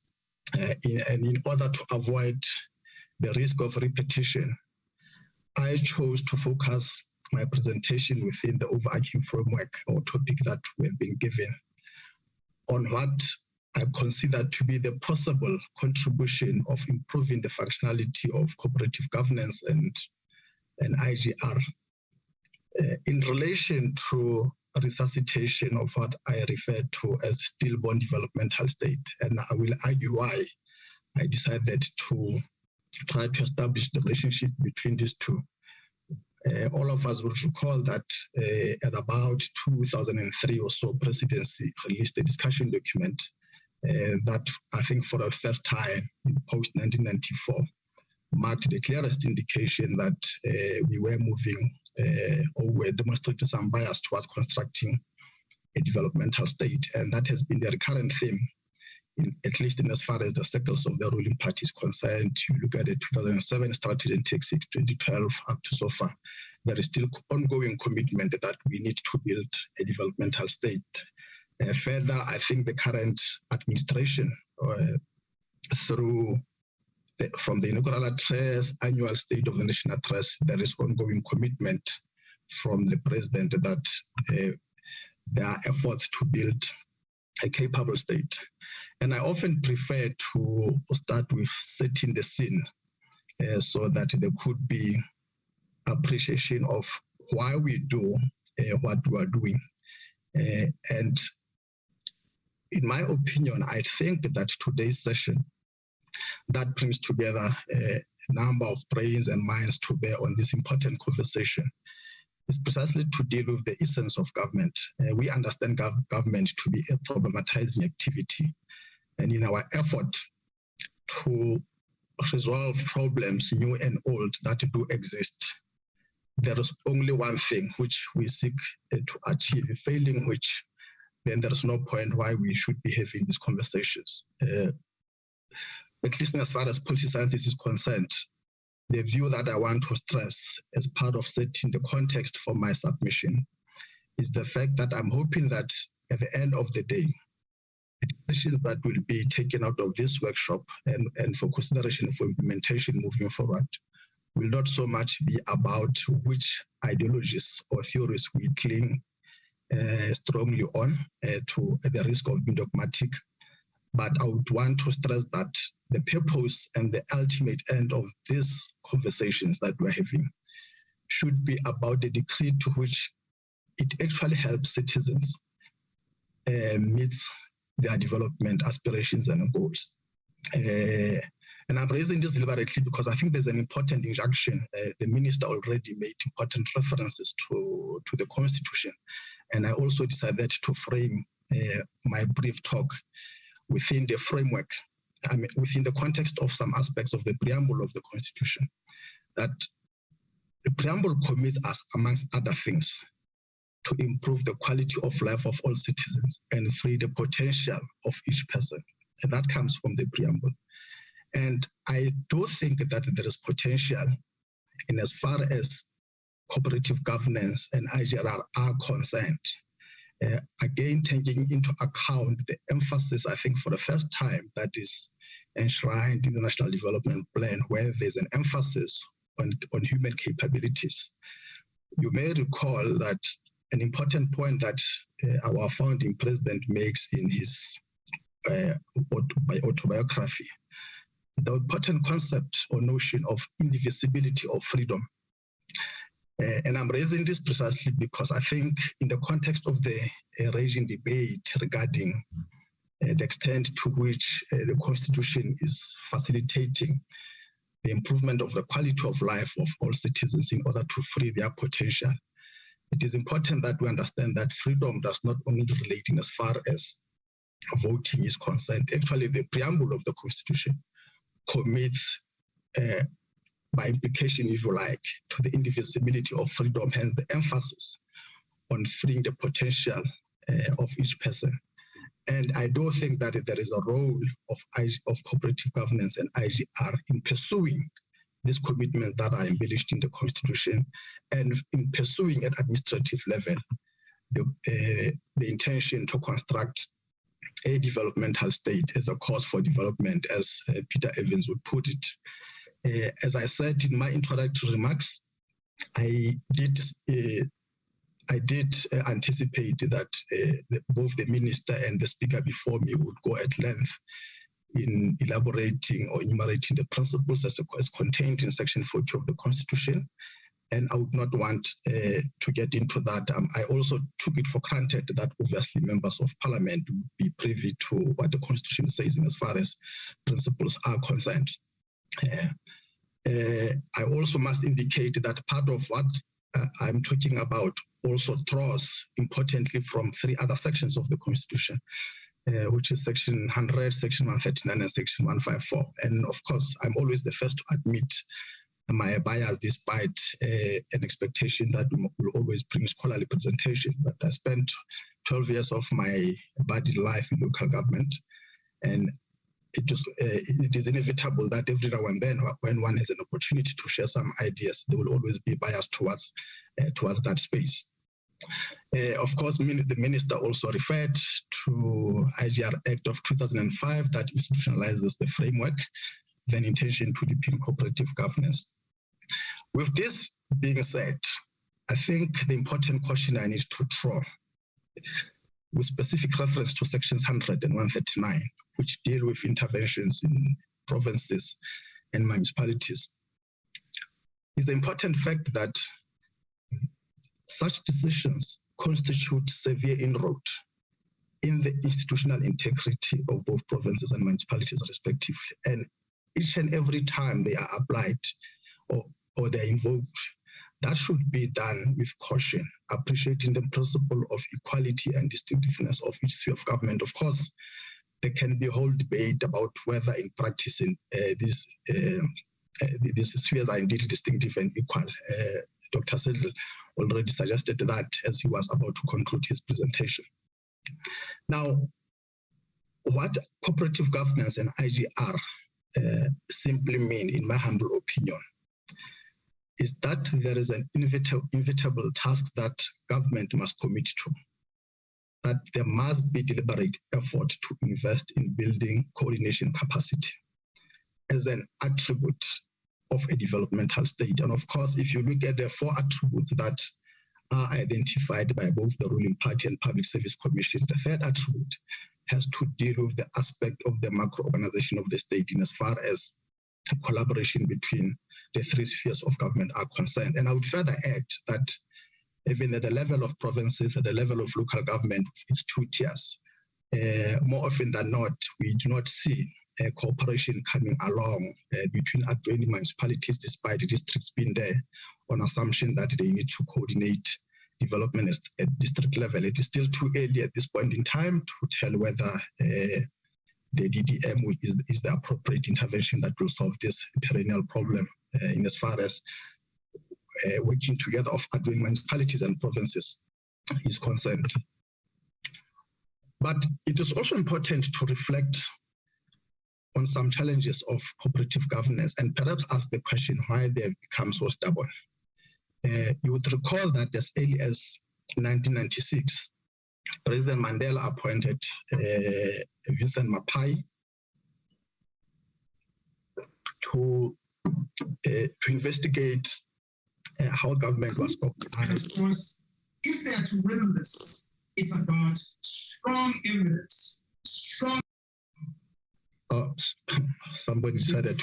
No, just make an appeal that please do not disturb the proceedings, and then let's allow Dr. Mahali to finish his presentation. Please proceed. And as I was saying, Chair, in 1996, you recall there was Mapai, a commission, which amongst others diagnosed serious weaknesses in as far as cooperative governance and IGR were concerned. Within 2 years, in 1998, the then Department of Local Government and Housing published a review report. And importantly, some of the findings of that review report identified informal factors such as politics, trust, leadership, and the quality of relations to be among the core or the root causes of the weaknesses in as far as the practice of corporate governance and IGR is concerned. And I do think that while one has noted important points that the minister suggested they'll be looking into as part of the review of the 21 years of local government, it is also important that beyond what legislation would provide as interventions, which formalizes how the practice needs to be regulated and managed, there are all these other informal factors, which in many instances are not, tend to be more influential than what would be prescribed by legislation and policies. 2009, there was a nationwide assessment of the state of local government. Shortly after the department was, the name of the department was changed from DPLG to COCTA. Again, cooperative governance and IGR, the weaknesses thereof were identified as being among the reasons behind what the report at the time had titled the distress in municipalities.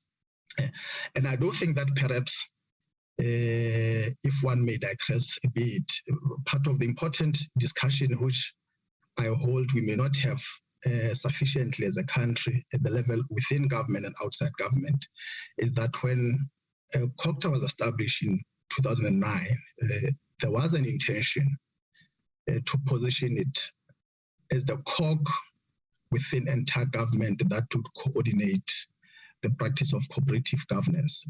Of course, some scholars have been suggesting tentatively that perhaps if we were to construct a democratic developmental state, we may need the so-called super ministry akin to the practices in East Asia. It could not be that there was an intention to position COCTA as such, but I do think that part of the review conversation must include questions as to whether we believe that COCTA does indeed serve as the COC as was envisaged then. I listened to some of the objective weaknesses that the minister has raised in as far as organizational structure is concerned and what they intend to do. 2011, Presidency or the National Planning Commission released what they call diagnostic report. Again, IGR weaknesses were identified as a source for concern, and there was a commitment to quote that moving forward, the country needs to move intergovernmental relations onto a more constructive plane. In 2015, there was a discussion document that focused on planning that Presidency released, and there's a serious continuing document that the document makes, and to quote, it said there is disconnection between the national planning function from key developmental priorities of provinces and municipalities. You will see, Chair, that I've deliberately decided to actually throw out or pull out what government is already aware of. Scholars such as Dr. Sidley and other colleagues that will be presenting later today and tomorrow have done a number of work, a lot of work in as far as IGR and cooperative governance is concerned. And I decided that let me just remind the Honorable House that even within the circles of government, there has always been acknowledgement that there's an issue with cooperative governance and IGR, and there's a need why it needs to be resolved if we harbor any hope of restoring the idea of building a capable state or stroke a capable and developmental state, to quote direct the National Development Plan. And I would like to briefly cite some of the lift examples that I think are indicative of how we still struggle to get the handle on the practice of cooperative governance and IGR. Firstly, with regard to Section 139, when recently the government of Gauteng placed Tshwane under administration, I suggested to some colleagues there that I do not think that there was compliance with procedure. And one of the reasons I raised that was because, as the minister said, some of the steps include consultation with the minister and consultation with the NCOP, even before that process could be done. I must indicate that around 2012, 2013, I actually conducted a detailed study on 2 interventions, in which, interestingly, I don't think at the time there was an act that regulated the implementation of Section 139, but there were guidelines that had been approved by the then DPLG. I think there was a bill at that point in time. And even at that time, one could found out that in as far as steps are concerned, regarding consultations that must happen, consultation with the Minister of NCOP and organized local government, those were not done. Of course, there's dynamics why that would not even been done, and I'll speak to that shortly. But if we accept, for instance, the injunctions of what the Constitution says and what legislation says, including consideration for placement of any municipality under Section 139, and we accept that there is no sphere of government that can wholly succeed alone or fail alone, that indicates that at the moment there's consideration for such intervention, it pokes weaknesses in as far as the functionality of the system is concerned.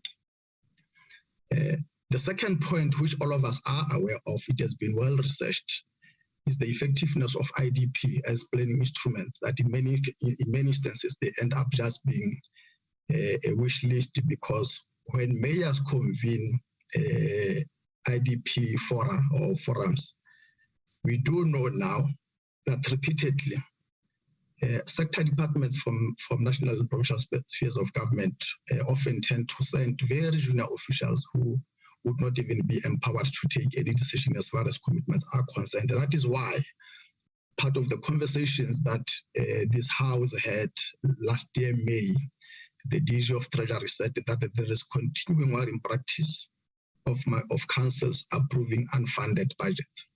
The fact that the council would sit and approve unfunded budget again is a demonstration of the fact that our system of cooperative governance and IGR is not as cohesive and effective as it should be. And of course, the minister has already referred to the problems of possible tension between what COGTA should be doing and what offices of the Premier should be doing. Sometimes Treasury also comes in and do a whole lot of other things. And it is important that even at that level of the province, in as far as coordination is concerned, there has to be communication at horizontal level to ensure that support and oversight that are given to municipalities are well coordinated from the single window. And again, I did indicate that there was that thinking in 2009 that COGTA would serve as the single window of coordination. And I do think that part of this conversation must actually look if that idea was given enough opportunity to thrive, and if it was, what could be done. Another point which has been problematic over the years, and I do think that Nico later today or tomorrow may speak to this. I'm not sure what he will be speaking on, but he had actually written a very good paper in the past few years about what he calls strangulation of local government, in which there is just ongoing policy overload that local government has to grapple with. And that on its own, to an extent, it does affect the effectiveness at that sphere of government. As recently as about 2-3 years ago, you may recall that actually there were some regulations which came from Treasury, National Treasury, which were prescribing what local government or municipalities must do and cannot do as far as budgeting is concerned. Over and above the fact that already there are challenging regulations such as imposing the limit on what municipalities can offer as salary packages to municipal managers. And my argument has always been that if you, for instance, take one municipality called Tokologo, just outside Fontaine in the Free State, and you want to attract skill, but you also impose what the councils can offer as packages, and alongside that, you do not offer competitive incentive regimes. You are effectively denying such smaller rural municipalities of any realistic success of attracting the kind of skills you are looking for, because nobody, unless they are desperate, would go to an environment where they know that they may be paid less, and then there's absence of social amenities that one would get if they were to be in Bloemfontein or any other secondary city or the cities themselves. And lastly, and I'm fully aware that this may not even be this may be a point of controversy, is that one is also of the view that one of the possible causes of the failure of the system is what one would refer to as juniorization of local government. And of course, this, if you like, it may be inevitable in the context of what Dr. Settle had already spoken to regarding the devolution of certain powers, including the responsibility of the national government in as far as fiscus is concerned. But over and above that, that is often related to the hierarchy of political parties, that it would be very difficult for a city mayor, for instance, who may just be a chair of the region somewhere, to have an authoritative disagreement or rejection of what the sitting MEC or Premier may suggest, because internally at the level of the political party, that mayor would be junior to such. And I do think that when in 2008, the then DPLG said that there are informal factors as well that affect the extent to which IGR and cooperative governance could be effective. It's such things that also have to be acknowledged, and there has to be a way in which we could, all of us, think creatively on how we can minimize the impact of such informal factors, because unfortunately they cannot be avoided at all. Now, with having painted the weaknesses, having painted these examples of what then becomes the effects of the failure of cooperative governance and IGR, when I started, I referred to what the Constitution commits us to as a people of the Republic. And the Constitution unapologetically states that we need to heal the divisions of the past and establish a society based on democratic values, social justice, and fundamental human rights. That is very, very important. And it is within that this context that I'm saying, if we were to achieve the state in which the entirety of local or the entirety of government through its three spheres of government can work cohesively, I am sure that at least the ongoing debate of social justice and commitment to fundamental human rights, we could be in a position to gauge whether we think that there is a substantive progress that has been made or not. Again, because of the weaknesses in the system, we see the continuation of skewed planning and development. The minister already mentioned wastage of resources because we are unable many times than not to leverage on the economies of scale because our planning does not talk to each other. I'm aware that Dr. Manuel is scheduled to present later on. I'm not sure what his focus would be, but I've always held the view that unless we get the system of cooperative governance to function, even an important commitment to transform the spatial landscape of this country will remain a very good stream. The only solution is to ensure that planning is coordinated. Once we achieve that, I think that would be very easy to improve on that aspect as well. The long-term effect of the state being unable to meet its promises and commitments to the citizenry is that, on the one hand, it deepens the trust deficit between the people and the state, and that runs the risk of delegitimizing the very existence of the state, because legitimacy of the state does not only have to do with the processes that get public leaders into power. It has also got to do with the responsiveness of the state in as far as commitment to improve the dignity of life of all citizens is concerned.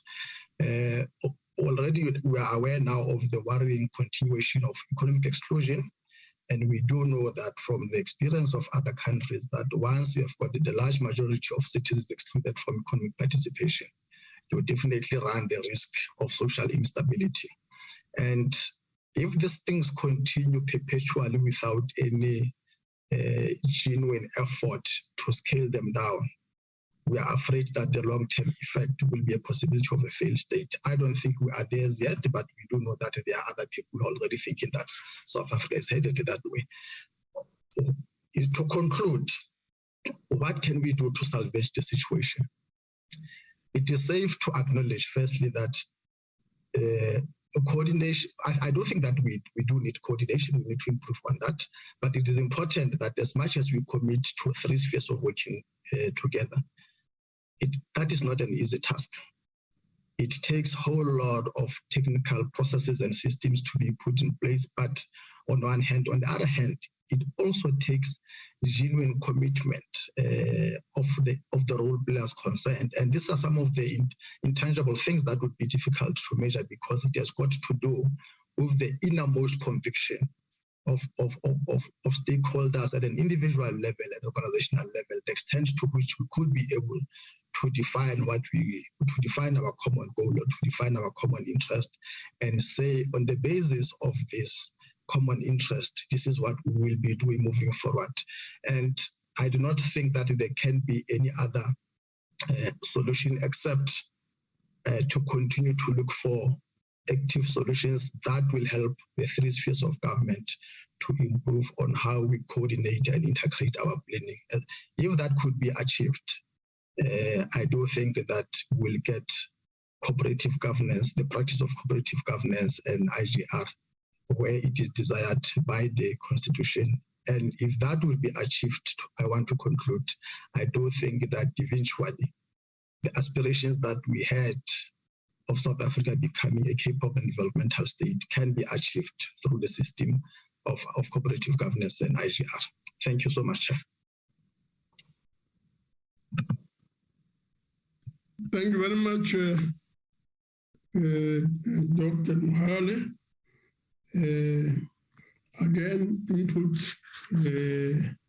noted and appreciated. We will have to move on to the last presentation before lunch, and that is policy application of cooperative governance and intergovernmental relations, exploring the policy framework and legal jurisprudence in the meaning and application of cooperative governance and intergovernmental relations in South Africa. And insofar as this topic is concerned, we'll have Ms. Avril Williamson, Director General, Department of Cooperative Governance, as well as Ms. Zelna Jansen, Attorney Community Activist and Chief Executive Officer of Zelna Jansen Consultancy. We'll start with Ms. Avril Williamson. Program Director, I want to also greet the Honorable Chairperson of the National Council of Provinces, the Deputy Chairperson of the NCOP, our Honorable Minister, Dr. Nkosazana Dlamini Zuma, and the Deputy Ministers that are also present, also the Premiers, the President of SALGA and the Members of Parliament, members of the Provincial Executive, Chairperson of the Demarcation Board, and I want to just also observe all protocols.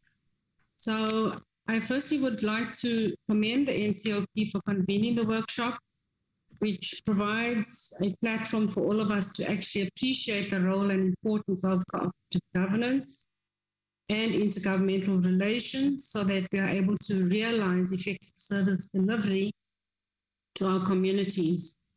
So following our transition into democracy, government had to set out or was set out to do a difficult task. And this task of ensuring that there's distribution of basic resources, that all citizens depend on, like water, electricity, sanitation, infrastructure, land, and housing. And the foundation of this work is actually premised on redressing the injustices that we have experienced in our past prior to democracy. And therefore, the provision of basic services actually excluded the majority of South Africans. So with this enormous task at hand, we adopted the Constitution of the Republic of South Africa in 1996, which established that the three spheres of government, cooperative, need to be cooperative with one another in mutual trust and good faith, and to promote effective intergovernmental relations. So the principles of cooperative government and intergovernmental relations recognizes the interdependence of the three spheres of government in South Africa, and that is the national, the provincial, and local spheres, which are distinctive, interrelated, and place a duty on the spheres of government to actually respect each other's powers, functions, and institutions, and to inform each other of new policies. And this has already also been touched on by both our doctors, Siddle and Dr. Mohale. So the Intergovernmental Relations Framework Act also sought to formalize our cooperation in the three-sphere system of government, and in so doing, to implement Section 41 of the Constitution.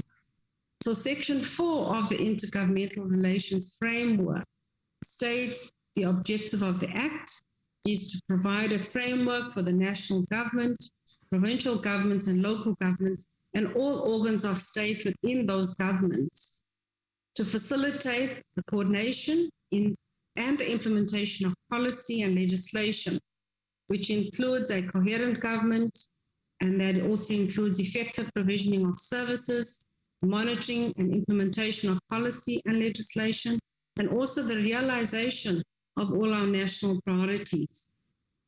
So although the Intergovernmental Relations Framework Act makes provision, for the specific implementation protocols in concluding the intergovernmental relations, as well as the internal procedures of the intergovernmental structures, the relationship between these structures and institutions is not always as clear as we would like it to be in practice.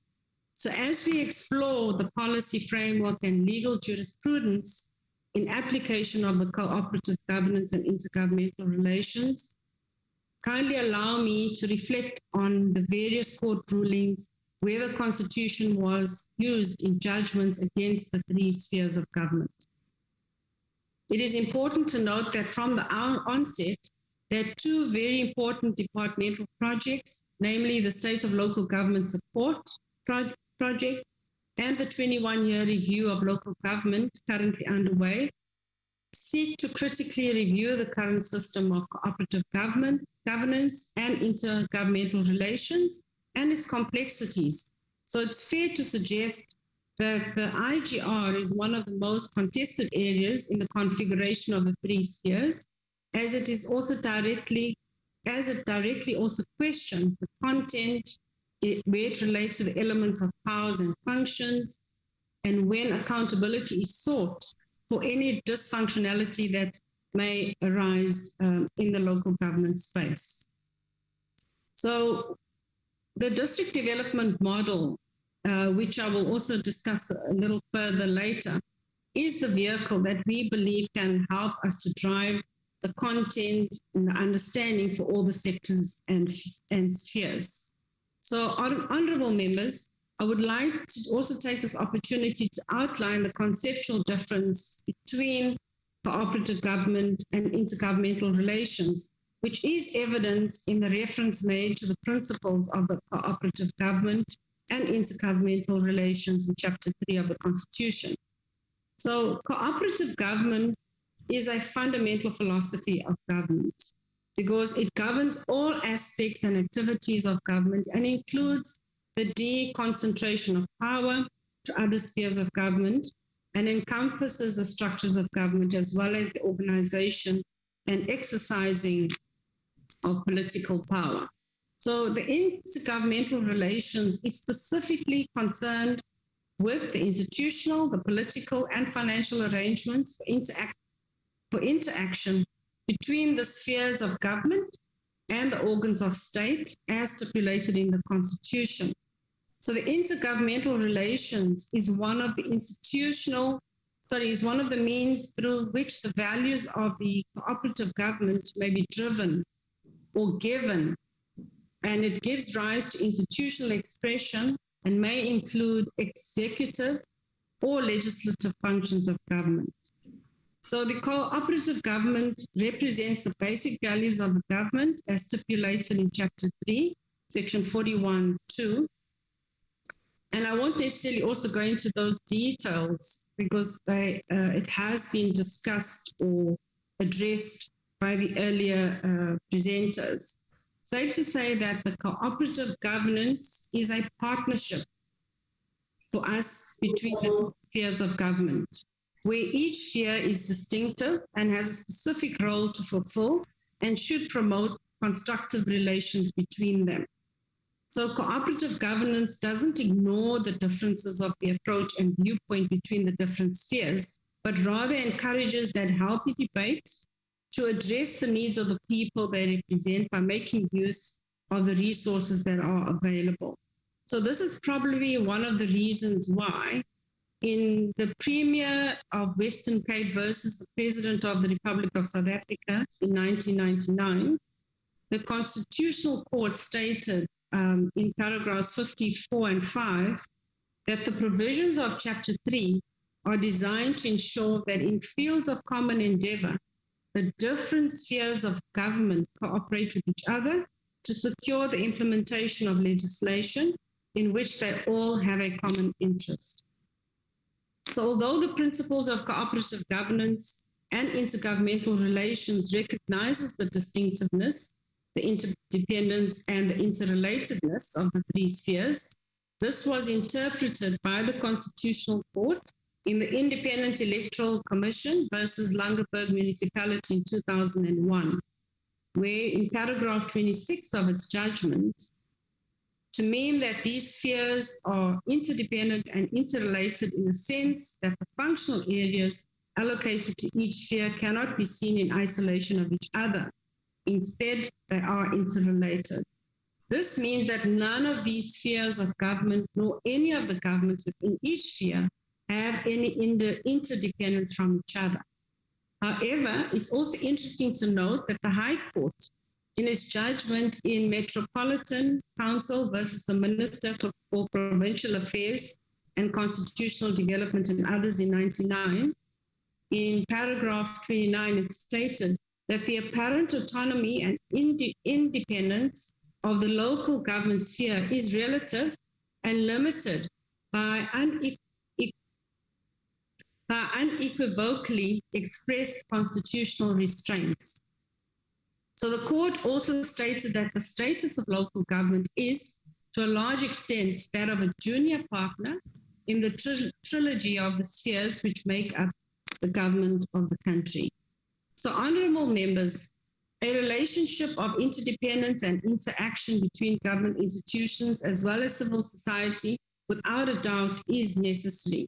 And we know that Section 41(2) of the Constitution stipulates that an Act of Parliament must be established to provide for processes, structures, and institutions to promote and facilitate the intergovernmental relations and to provide for appropriate mechanisms and procedures to facilitate settlement of intergovernmental disputes. So this is also evident as we witness critical active citizenship through an increase in civil society and individual citizens challenging government in South African courts. This is also coupled with highly contested local government political and administrative space, as we also enter, into coalition politics. And this will further necessitate robust frameworks and acts that will hold ground when legally also challenged in court. So Section 42(1)(h) 5 of the Constitution also provides that all spheres of government and all organs of state within each sphere must cooperate with one another in mutual trust and good faith by avoiding legal proceedings against one another. Therefore, it was in recognition of this provision that the Constitutional Court in the Utugela District Municipality versus the President of South Africa in 2003 ruled in paragraph 22 that the organs of state are obliged to avoid litigation against one another, irrespective of whether special structures exist or not. This means that all extrajudicial avenues for resolving a dispute must be exhausted first before the affected parties may resort to court litigation. The jurisdictional diversity of intergovernmental relations is revealed by a number and types of governmental institutions. So, for example, institutions and government departments on national and provincial level, while the concept of intergovernmental relations has to be formulated largely in terms of human relations and human behavior, intergovernmental relations includes the officials' continuous day-to-day patterns of contact and exchanges of information and views, where policy is generated by interactions amongst all public officials in the different spheres of government. Dr. Siddle also earlier spoke to some examples of cooperation in South Africa, and he grouped them as well into the legislative cooperation, which then refers to the National Council of Provinces, ensuring that provincial needs and interests are represented in the national legislative processes. So the three are the judicial cooperation, it's also the administrative cooperation, and therefore the legislative cooperation. In the judicial cooperation, it refers to where institutions and functions of the judicial authority meet to interpret the Constitution, such as meetings of the judges of the High Court and the Supreme Court of Appeal, as well as meeting of judges of the Constitutional Court. From an administrative cooperation perspective, it's where cooperation of public officials serving in the national and provincial sphere of government, where officials rendering the same services on national and provincial departments could exchange information concerning any mutual interests. So there are some current IGR experiences, and COCTA, through its research, has also shown that the environment within which our IGR structures function is fairly broad, and that the national NDP, or the national, or should I say the NDP, further reflects that one of the problems in the current intergovernmental system is that intergovernmental relation structures are not strategic, in that they are not fulfilling their intended objective of acting as a platform for coordination across the spheres. And the IGR is a political system and is a fluid process of interactions between spheres and the role players therein. So the effectiveness of the IGR system may really only be assessed by the extent to which it translates developmental policy into intent, into actual service delivery outcomes through cooperative government in policy and planning, budgeting, implementation, and monitoring and evaluation processes across and within the three spheres of government. So with respect to resolving identified problems, the NDP advocates improving coordination between spheres rather than resorting to creating new intergovernmental structures.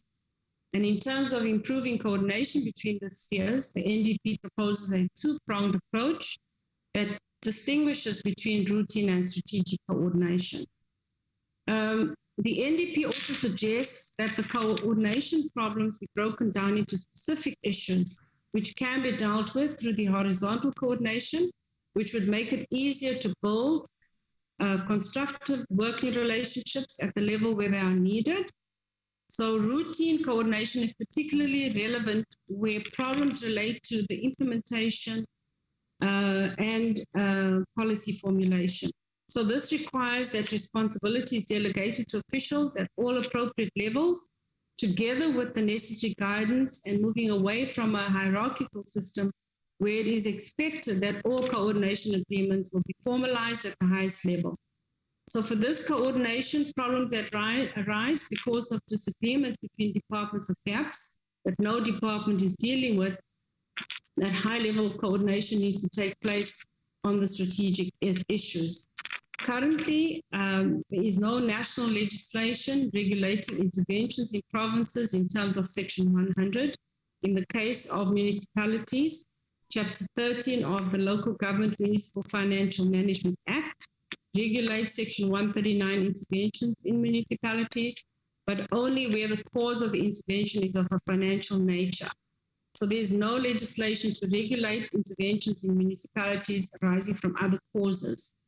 So the IMSI, or the Intergovernmental Monitoring System and Interventions Bill, is therefore intended to fill this void and to regulate interventions in terms of both Sections 100 and 139. However, in order not to encroach on the area already covered by the Municipal Financial Management Act, the bill will apply to discretionary financial interventions and Section 139, 4 and 5 interventions only to the extent that the bill's provisions are not inconsistent with the Municipal Financial Management Act. So the purpose of the bill is to provide for the supervision of provinces and municipalities, and the supervision not only intervening in a province or municipality when executive obligations are not fulfilled, but also their monitoring to identify provinces and municipalities that are experiencing difficulties in fulfilling of their executive obligations, and where necessary, the provision of targeted national or provincial support in order to avert defaults in service delivery. So targeted support is additional to the normal support given to provinces and municipalities to enable them to manage their affairs and exercise their powers and functions. So in moving towards an improved intergovernmental relations and cooperative government, the district development model is a necessary all of government and all of society reform and a practical intergovernmental relations mechanism for all spheres of government to work jointly and to plan and act in unison and to solve silos, duplication, and fragmentation. The model consists of a process by which joint and collaborative planning is undertaken at district, metropolitan level, together by all three spheres of government, resulting in a single strategically focused joined up plan for each of the 44 districts and the eight metropolitan spaces in the country. So there's widespread acknowledgement that achieving integrated development through our system of the three spheres of government and a two-tier local system is institutionally complex. This does pose challenges in terms of the intergovernmental relations and cooperation framework, but we believe that the DDM will be there to assist us in realizing the ideals that we specifically need to achieve in each of the spheres and throughout the sectors, or through each entity, as each have their distinct constitutional powers and functions. So it is for this reason that empowering provisions in the Intergovernmental Relations Framework Act is sought to provide a legal framework for the implementation and the institutionalization of the DDM. And one such empowering provision is Section 47(1)(b) of the IGR Act. And this prescribes that the minister responsible for COPTA may promulgate regulations that will frame the coordination and alignment of the development priorities and objectives across the three spheres of government. So the gazetting of the regulations is something that we want to work towards during this financial year, because we believe that it will enable COPTA to strengthen its coordination of the joined up one plans, both vertically and horizontally, and across the three spheres of government through the identified DDM IGR platforms and structures. So the model is firmly based on the analysis of previous and current initiatives to improve the developmental local government and IGR, wherein the developmental change is shaped and owned at local level in partnership with communities, citizens, and social actors. The successful functioning of local government for us is critical in this regard. We also of the view that it's insufficient for us to own it without a more cohesive governance and overall government coordination and functioning. The model is aimed at enhancing powers and functions of our institutions, which includes the ability to work in a cooperative way so that there is a greater cohesion and positive impact. And the DDM also seeks to address the capacity and capability challenges in local government to execute their core service delivery mandate, in some instances to also reverse the state of the dysfunctionality that we also see. So previous and current capability building and alignment initiatives have advanced the development of local government as an institution, although there has been differentiated circumstances and results across different municipalities. And of course, these have been influenced by levels of the economic base and various other viability factors. However, these initiatives were and are not able to address the root cause of some of the problems where we see a lack of alignment in a comprehensive way. So the DDM therefore aims to address the service delivery challenges in local government, and this also supports the need to improve capacity and empower legal components in all three spheres so that we are able to undertake this responsibility jointly. And we look forward to working with all the stakeholders, including members of this House, as we give practical expression to integration, the cooperation, coordination, and effective service delivery, which places the people at the center of government.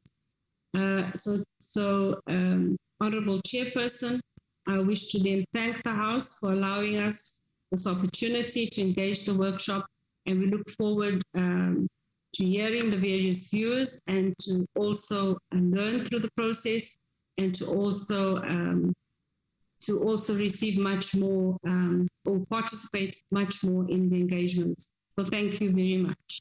Thank you very much, Ms. Avril.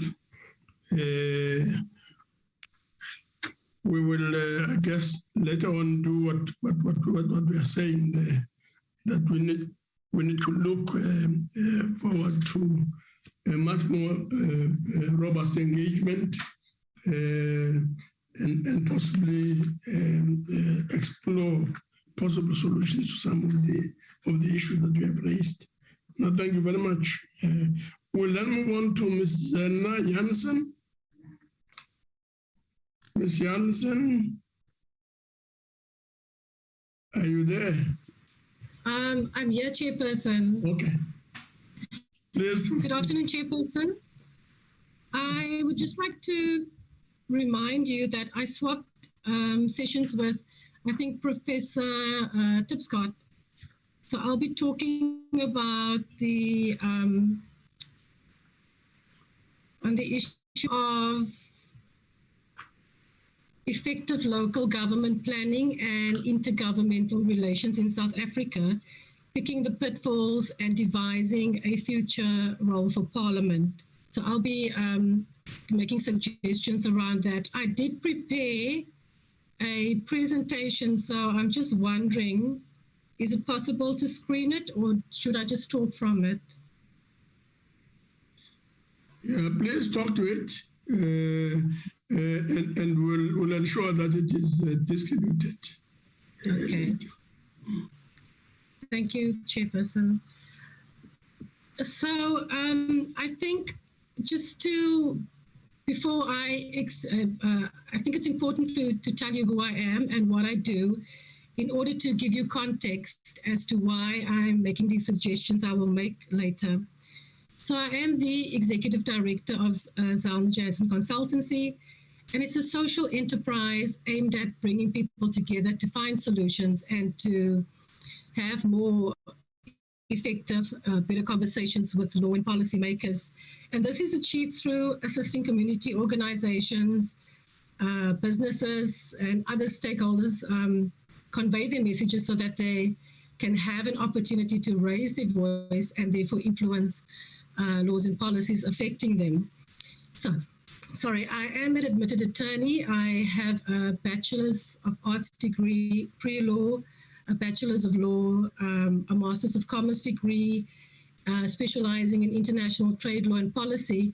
And I worked for and consulted for Parliament, the Department of Justice, the Law Society of South Africa, the Tobacco Sector, Catholic Church, Uber SA, and KwaZulu-Natal legislature, political office bearers, gender-based violence advocacy groups, and community organizations. So I've done this quite a bit of work around public participation. And on the social side of what I've done is to empower citizens and community organizations to become more actively involved in the communities. And this has been done through educational workshops with community organizations about how government works, how to participate, and how to hold political office bearers accountable. And quite a bit of work I've also done around advocacy on gender-based violence. I've also assisted community organizations with technical and drafting assistance on submissions to on bills before Parliament, government and provincial legislatures, and as well as drafting toolkits on domestic violence to assist community organizations. And I've also facilitated meetings between community organizations and government. I also have quite a number of tutorials on governance issues and how to influence on my YouTube channel, which I share on Facebook as well. And then I also do quite a bit of opinion editorials about raising awareness and how you can influence law and policy. A few years ago, I started a school project aimed at educating learners how to raise their voice and influence policy and law. And this was quite significant because these learners sent letters to politicians explaining what their concerns were, and there were actually tangible outcomes for them. So I've been doing this for about 5 years, and I've shared, so I have quite a bit of insights on public participation, which I have shared with members in the NCOP as well as the National Assembly. So I do lobbying as well. But just to move forward, I'm going to use an example to illustrate why IGR is important. And so many of the speakers have already alluded to it. And I hope that people can obtain the presentation, because there's a picture that I've used to illustrate. So an example that I want to use, and it's not factual, it's purely just to show what the pitfalls are and how this can impact effective planning in local government. So there are walkers that in Mitchell's Plain Town Centre, and they've started growing their vegetables in a warehouse, and they've discovered a method of growing vegetables in an affordable way. So this is just an example. And they approached the ward councillor at local government, of course, for advice as to how they can expand their business beyond serving the communities in Mitchell's Plain and to the entire South Africa and possibly the rest of Africa. And this will obviously grow the economy and create employment. So for this to happen, there would need to be discussions with a national, provincial Department of Agriculture, Trade and Industry and Small Business Development for them to obtain advice as to how to go forward, how they can venture, if there's funding needed, what sort of skills do they need, and other sort of advice that they would need. So what is important is that there would need to be these linkages that is already established, and I heard the DG mention that they have this model. So if that is established, then it would be a success. And we are aware already that trade and agriculture, they fall within the national and provincial competence in terms of Schedules 4 and 5 of the Constitution. However, Section 152(1)(c) provides that local government must promote social and economic development. And as the Minister said earlier on, that Section 154 says that provincial and national government must support local government in achieving their objectives. So the informal trade workers will only succeed if there, as I mentioned earlier, if there are existing linkages or established relations between the local government and the provincial government, local government and provincial and national departments. And the pitfall is, of course, if there are no linkages, then that proposal that they have would be lost. And whatever they desired for themselves and for the community would be lost as well.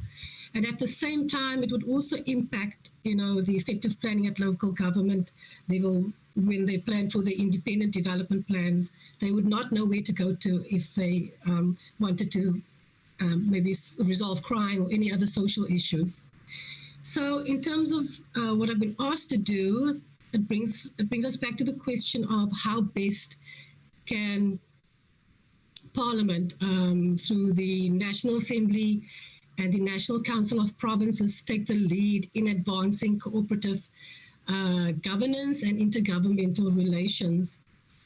And I think the best way that this can be done is to foster a culture of working together in government. So already the Minister earlier on said that there needs to be this working together, but yet things are still happening in silos, and there are many other reasons for tensions, political and other things.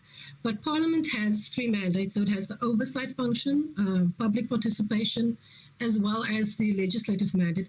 So I think in terms of the oversight mandate, it can develop a guiding paper on IGR for committees, portfolio committees or select committees. And obviously this can also be applicable to provinces as well.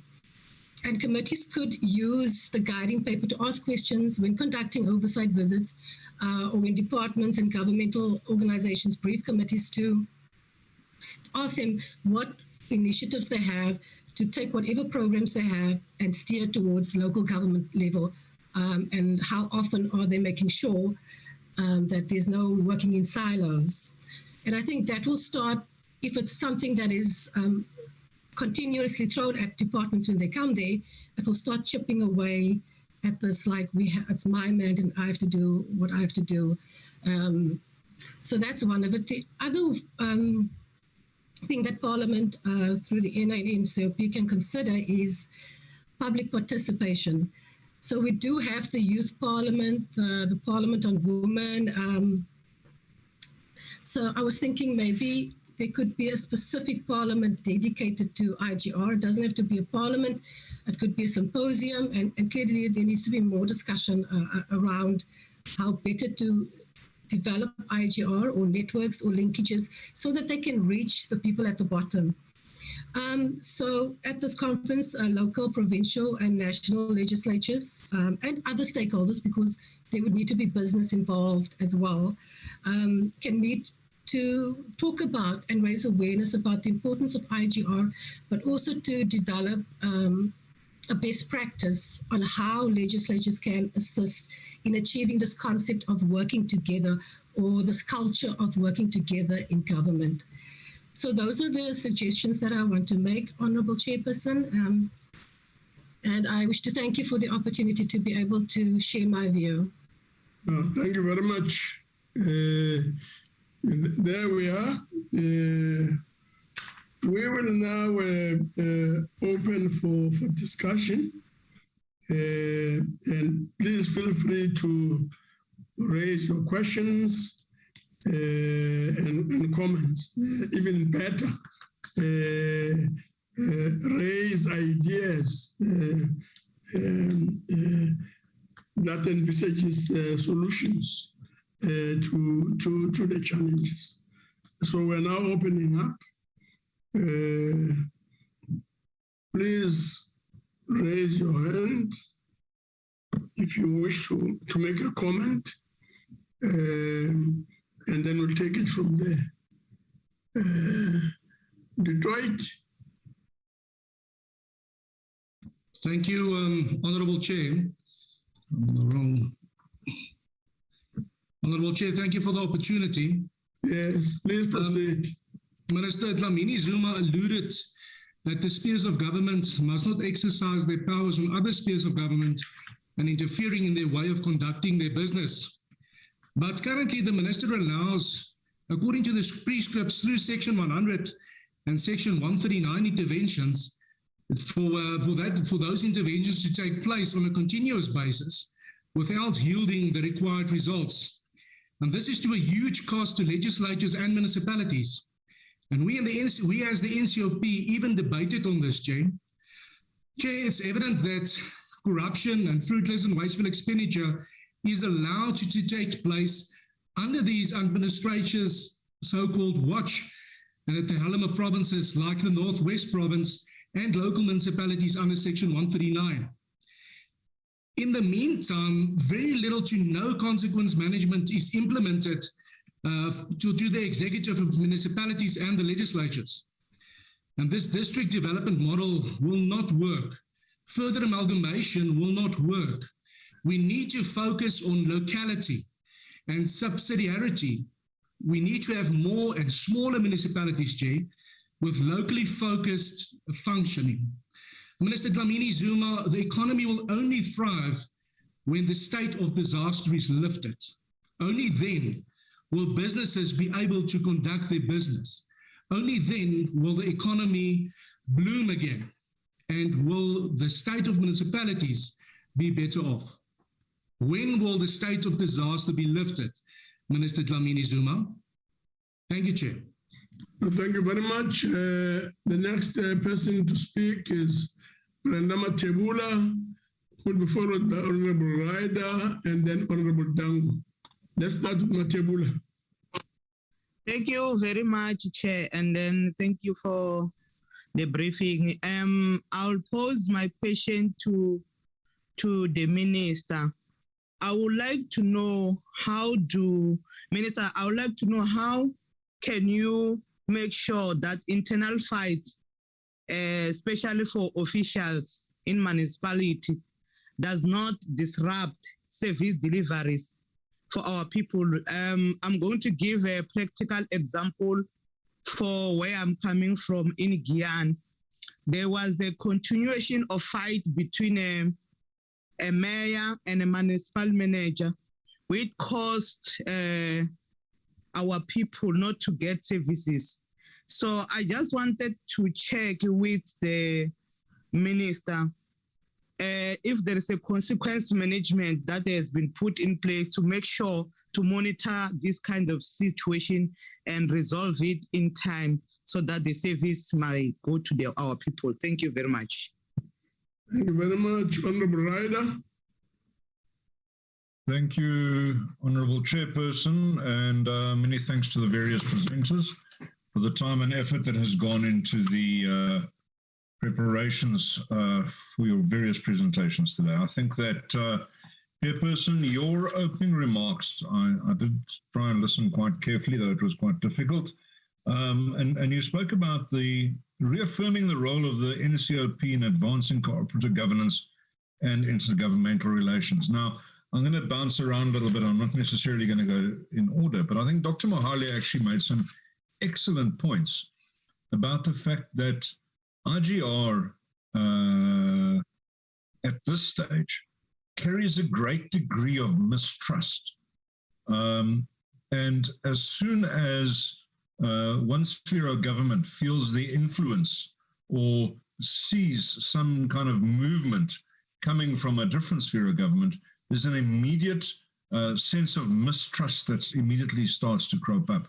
And of course, you know, this is quite understandable because if one looks at, you know, I think probably the key central focus of the minister's delivery today was around sections 139 and section 100 of the Constitution, where, you know, it's not necessarily IGR, it's certainly not cooperative governance, it's wielding a stick.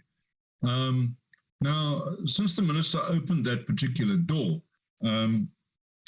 she did raise the point that, you know, there's a very, her exact words were a very detailed section 139.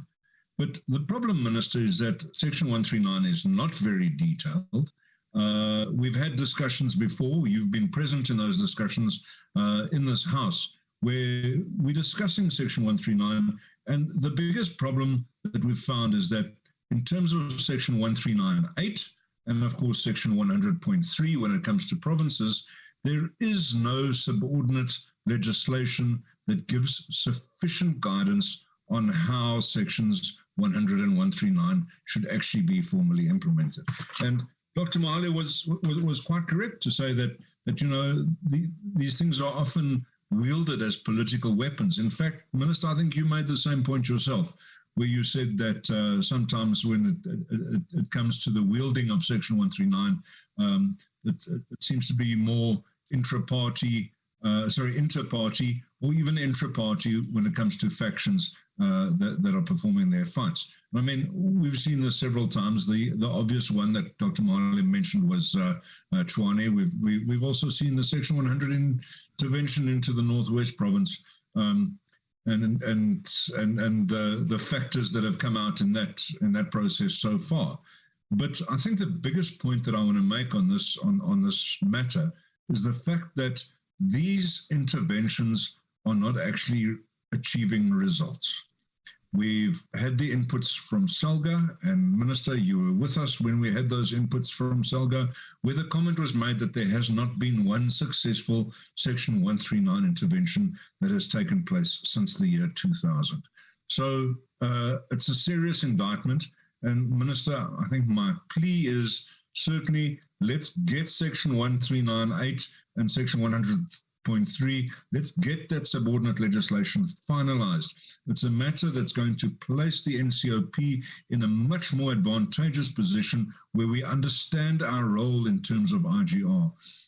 We're sitting here, and I've done substantial research before today, and I've gone back to a speech that President Mbeki made on the 10th anniversary of the NCOP, where he referred back to a speech that he made on, I think, the third anniversary, the second or the third anniversary, where he was talking about the role of the NCOP and intergovernmental relations and the role of oversight and so on.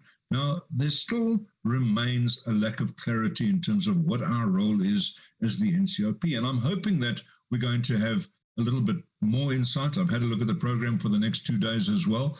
It looks like there's a little bit more coming, but I had hoped for a little bit more today, specifically highlighting what is our role. Because if one considers that, Section 55.2 gives specific details of the oversight role of the National Assembly.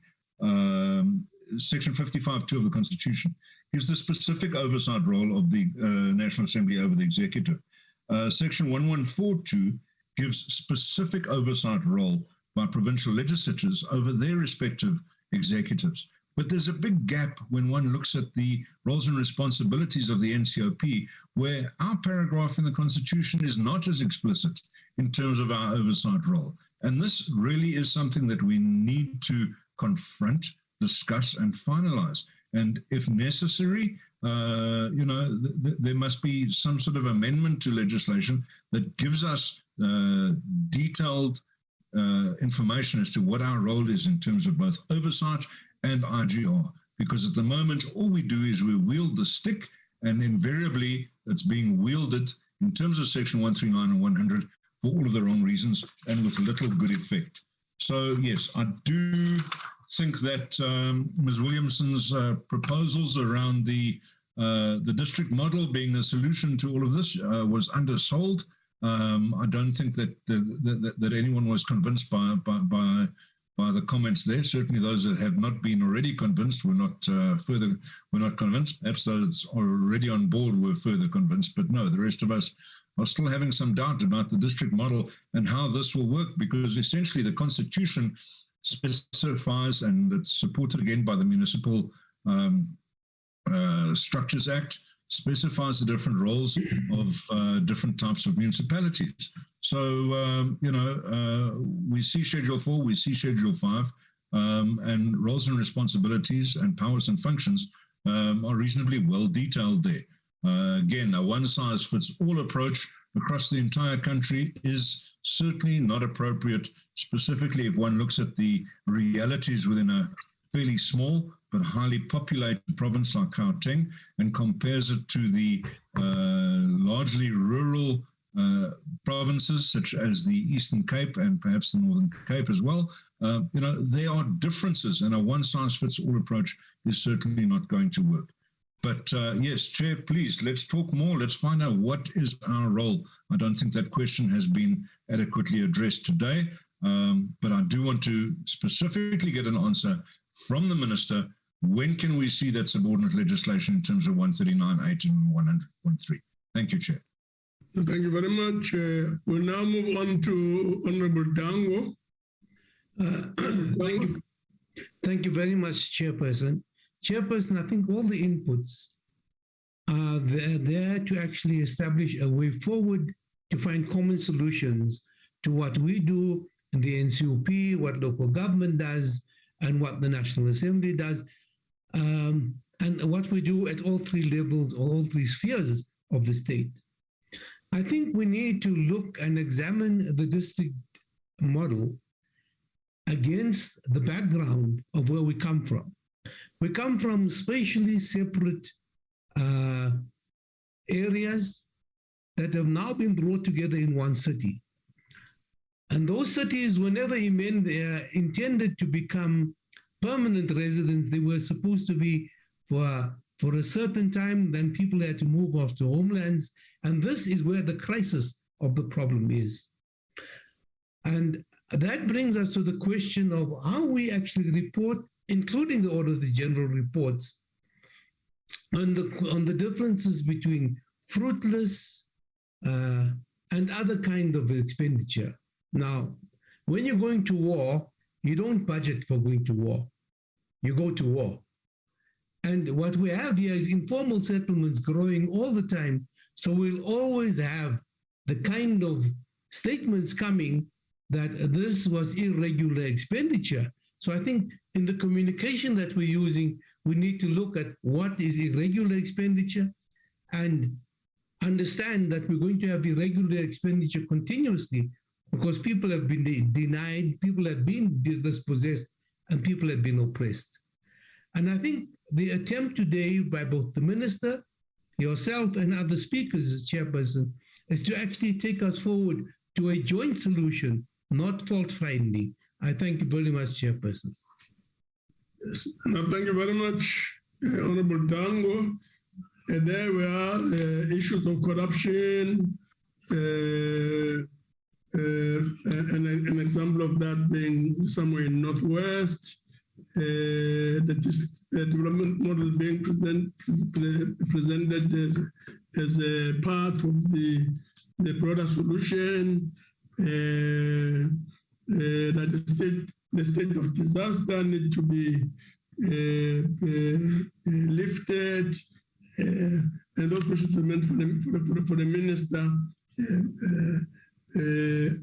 Then there's questions by rider, which include amongst others a question on section 139, and emphasis on the need to clarify the role of the NSOP a bit more, make it more explicit as expected.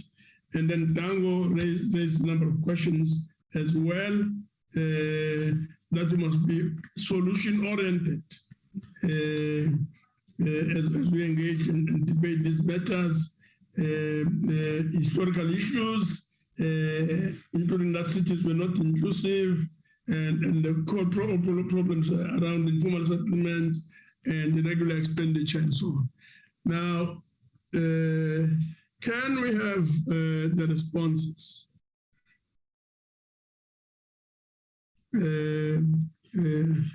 Minister, are you there?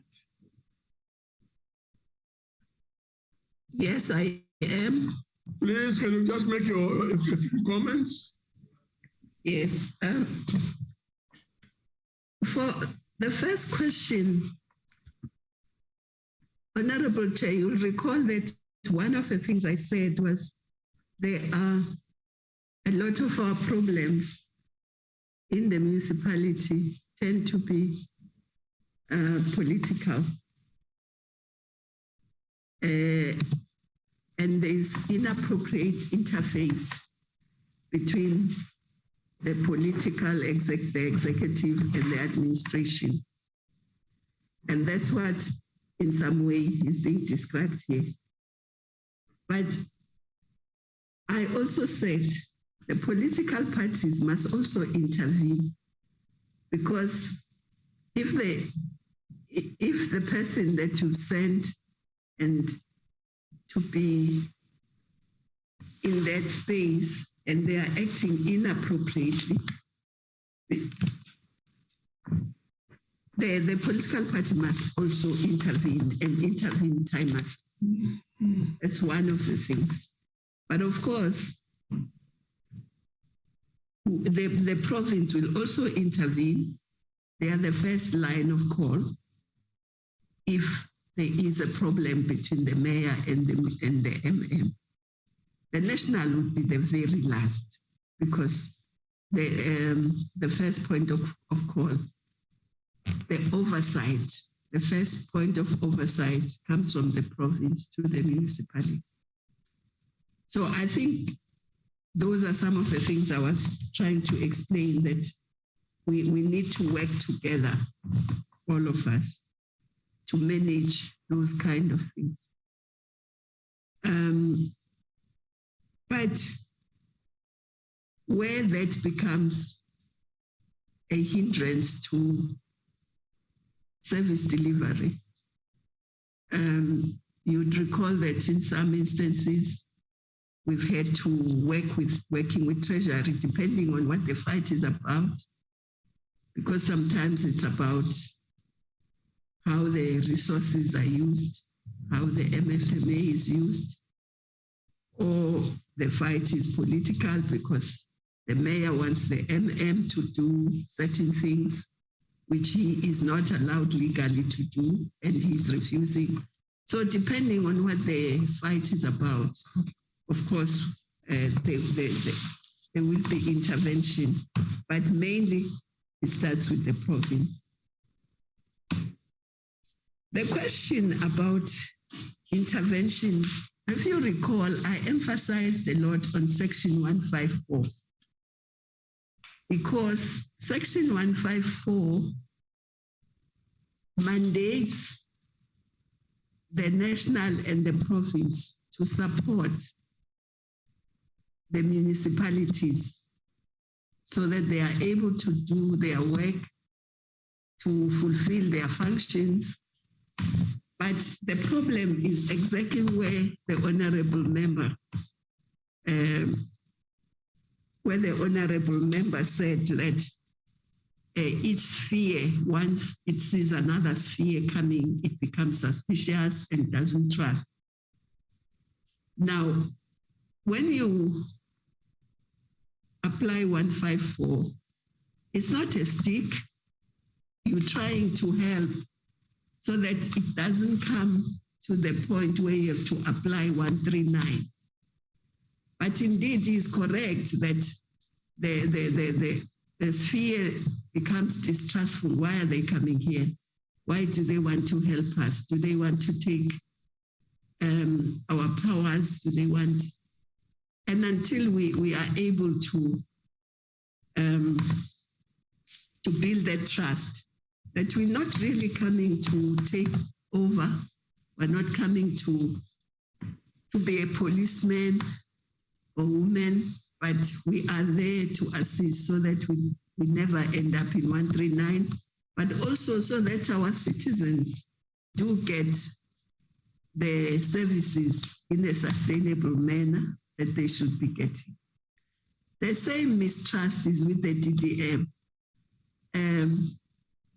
In some municipalities and in some provinces, there is mistrust of the DDM because they think, oh, the government is coming now to interfere or to take over, or is an entry point into our area, into our space which we govern, instead of looking at it as a cooperative way of working.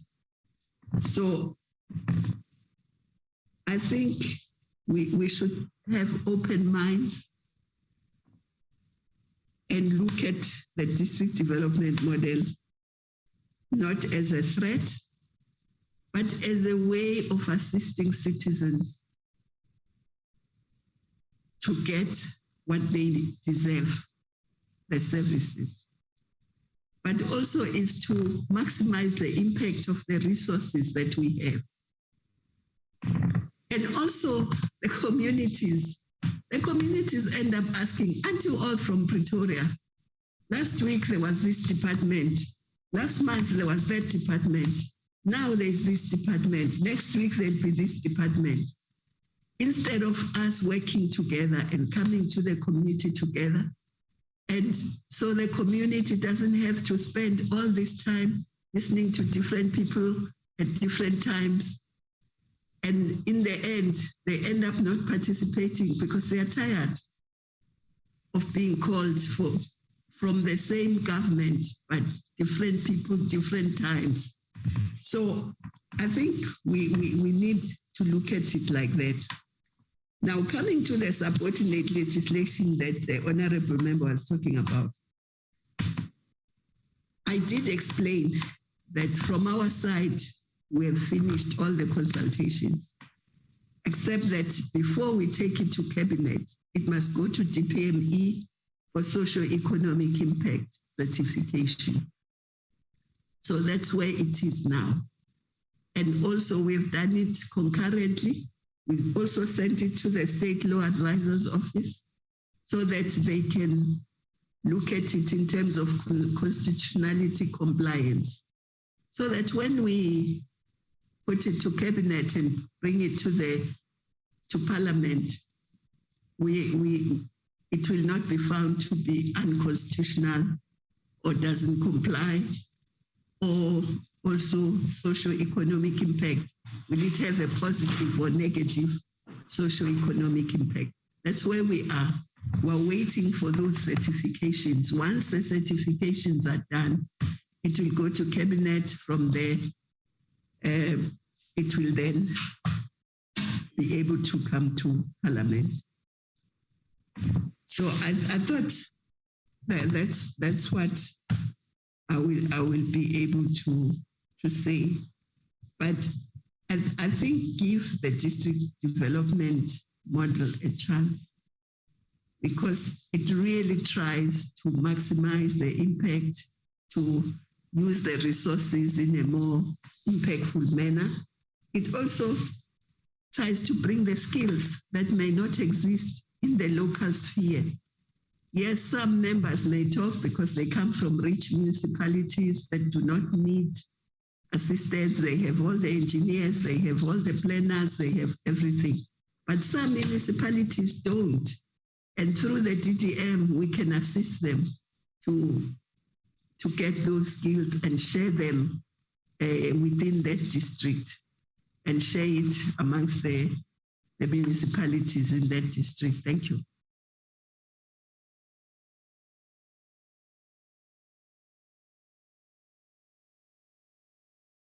No, thank you very much, Minister. There's been some issue that has been raised about the state of disaster, when that is going to come to an end and so on. Well, the minister is part of a collective, of a team, of the national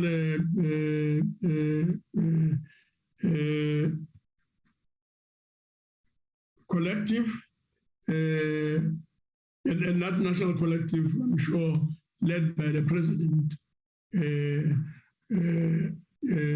that is coordinating these matters. Will at an appropriate time make a pronouncement on the state of disaster. But the point I could say something on that, Chair. I could say something. Are there any other comments? Let me just say something, Chair, if you allow me, on when the state of disaster will end. Please continue. What we've done as COCTA, and with agreement of cabinet, we've asked all the departments to give us inputs into why it shouldn't end, or whether they are ready to end it. Because if you look at the national state of disaster, it only comes in when the departments, including the Department of Health, do not have sufficient powers using their legislation to be able to deal with the issues. So health has been looking at its own regulations to see, because all of us will be very happy when the national state of disaster ends. But it should end in a seamless manner where you will not have problems because you have ended it. So we've asked all departments to say whether at this point their legislation will be able to carry what needs to be done, including health, including everyone. But health in particular, their regulations need to be consulted. So those consultations will take a bit of time, a month or so, I don't know. So we are waiting for those inputs. They'll all give us those inputs today. And then we'll look at it and we'll make, as government, an informed decision whether the national state of disaster must end or not. Thank you. Thank you very much, Minister. Fellow delegates and the participants, we have now come to an end of this session. We'll now go for lunch and reconvene again. We'll be back again back to the meeting, back to the session at 2 o'clock, at 1400 hours. So until 1400 hours, thank you very much for now. So the session is adjourned. Thank you, Chair. Yes, Recording stopped. Thanks, Chairperson. I would just say thank you, Chair. Recording in progress. Okay. Let's Chairperson, where is lunch, Chairperson?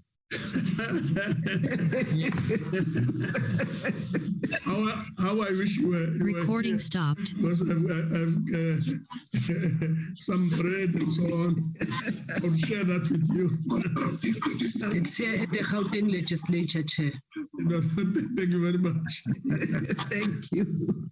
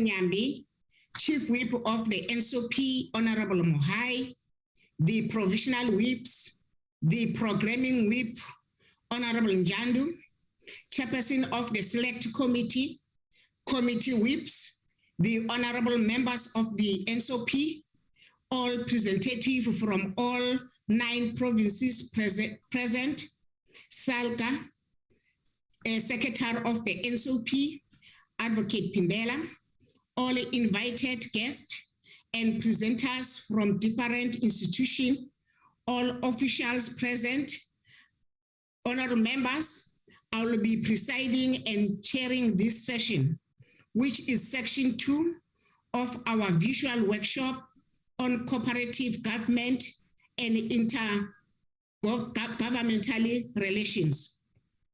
The role and effectiveness of local government planning and intergovernmental relation cannot be overemphasized.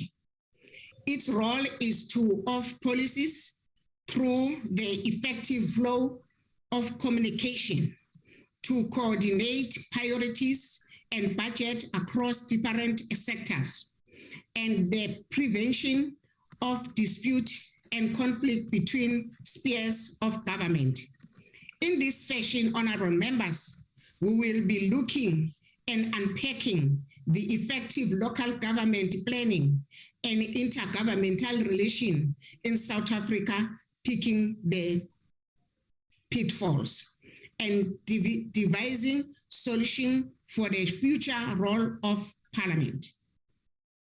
Honorable members, to help us unpack the topic, we have invited 2 presenters. The first presenters will be Professor Chris Tapscott from the School of Government of the University of the Western Cape. On behalf of the NSOP leadership, we welcome welcome you, Professor Tapscott, to our workshop, and will thank you for availing yourself. Honorable members, the second presenter will be Mr. T.M. Manyoni, Chairperson of the Municipality Demarcation Board. Mr. Manyoni, you are most welcome to our workshop, and we also thank you for availing yourself for workshop. Narendra Modi, the Prime Minister of India, once said, I quote, "May good governance is not enough. It has to be pro-people and proactive. Good governance is putting people at the center of development process. That is precisely what we wanted to see happening." After the 2 presentation, honorable members, it will be an opportunity for all participants to engage with the presentation, ask clarity question, and propose solution.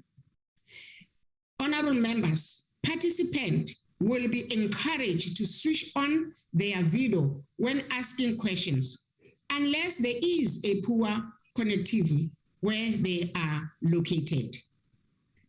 Professor Tapscott and Mr. Manyoni will thereafter respond to all the questions raised by the participants.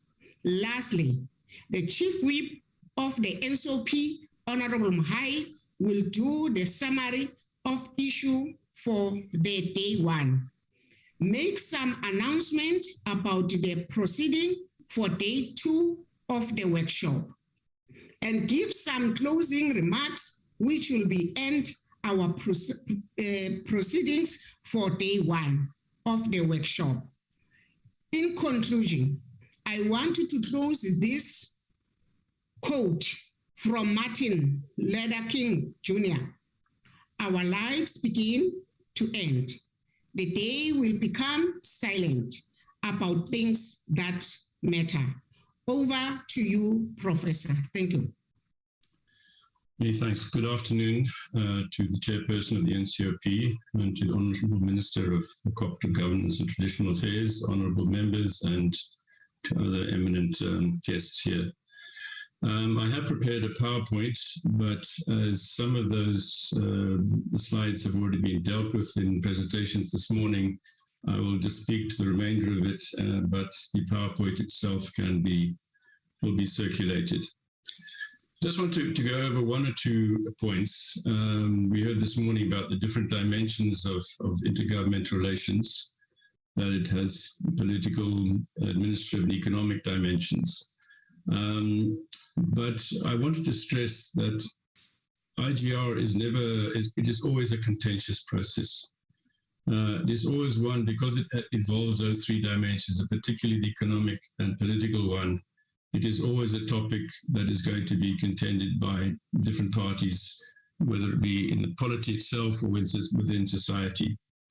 Even constitutions or democracies that are hundreds of years old are still contesting different dimensions of their IGR. So what we're confronting today in South Africa is nothing particularly new. Maybe the scale and dimensions of it may be different, but it is always contested.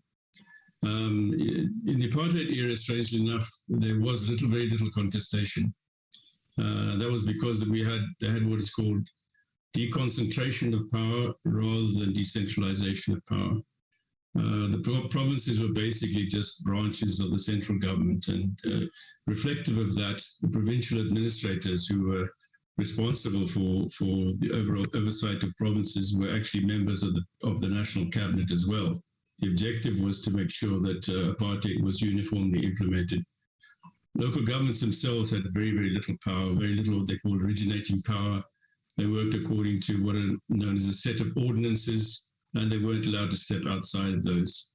There were one or two cases where there was contestation between the very few municipalities that were run by opposition parties and the government, but in that case, the government simply removed responsibility from what they felt was a contentious municipality.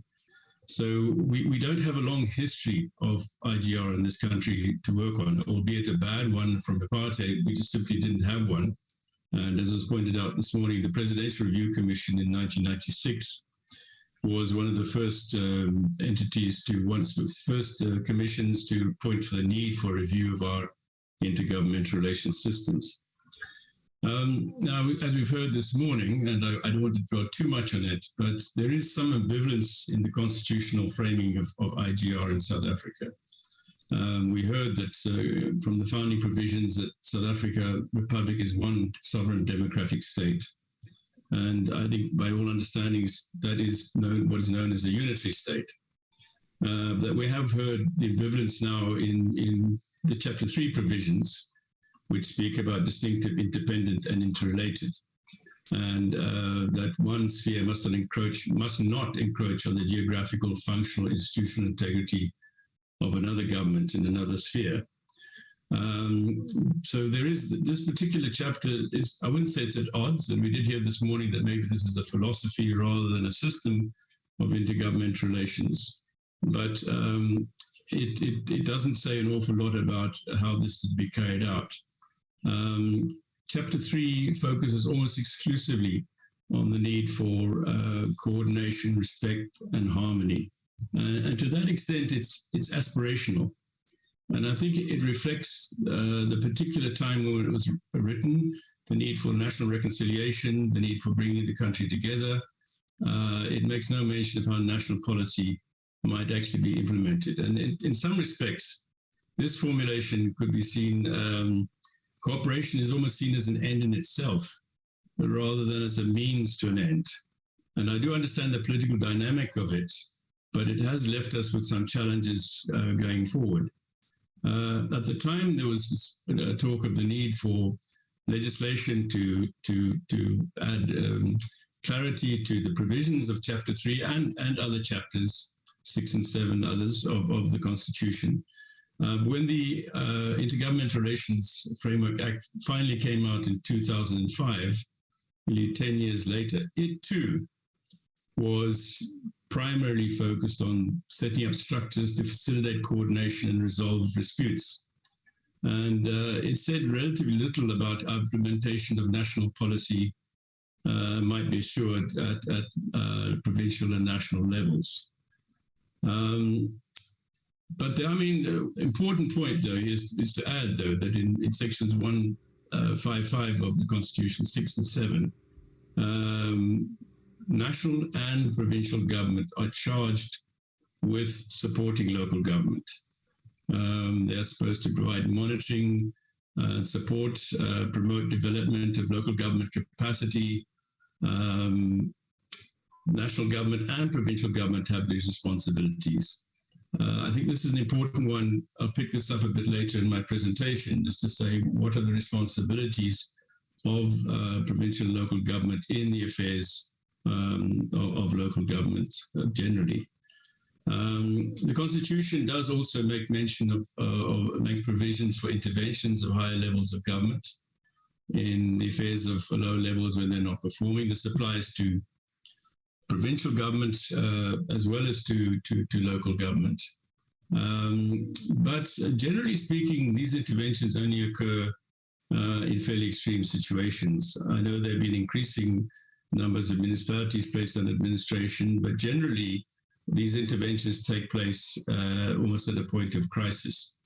We have heard today that sometimes these interventions are misused for political reasons.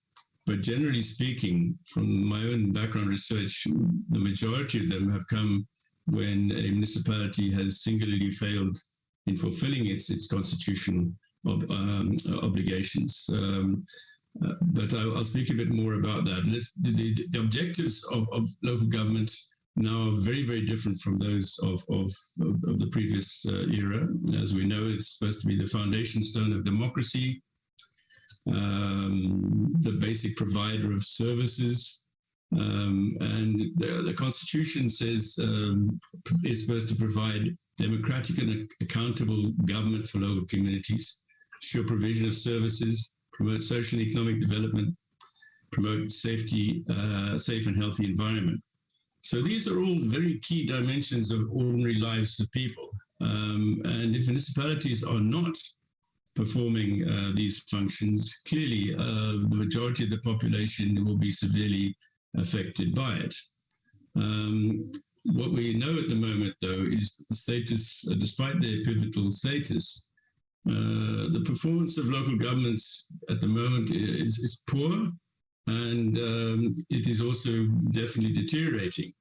We have been faced with service delivery protests for much of the last at least certainly the last decade, probably decade and a half. They've become part of our daily lives. And then if we look at the latest Auditor General's Municipal Finance Act report, it makes for very grim reading.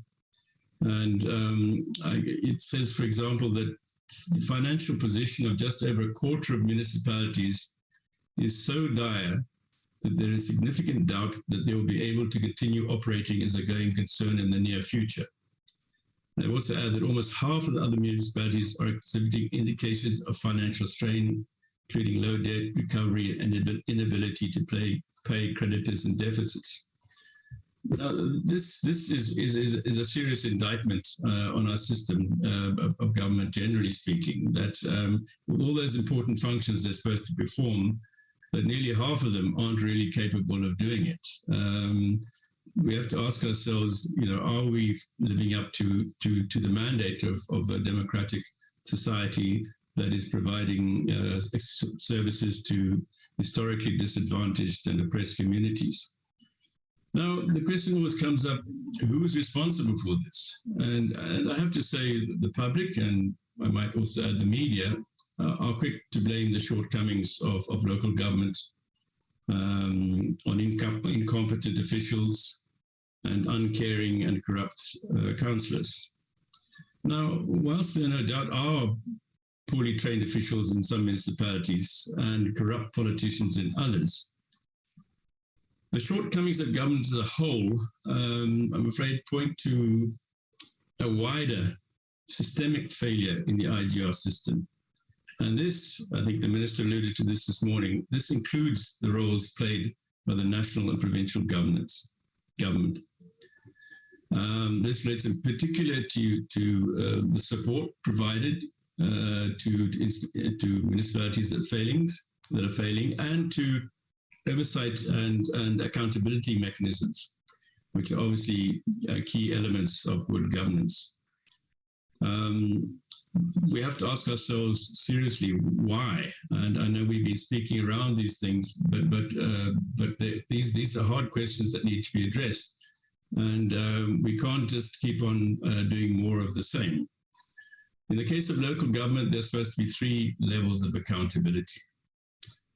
The first one is the national and provincial government, with whatever mechanisms of oversight they have, particularly the provincial level.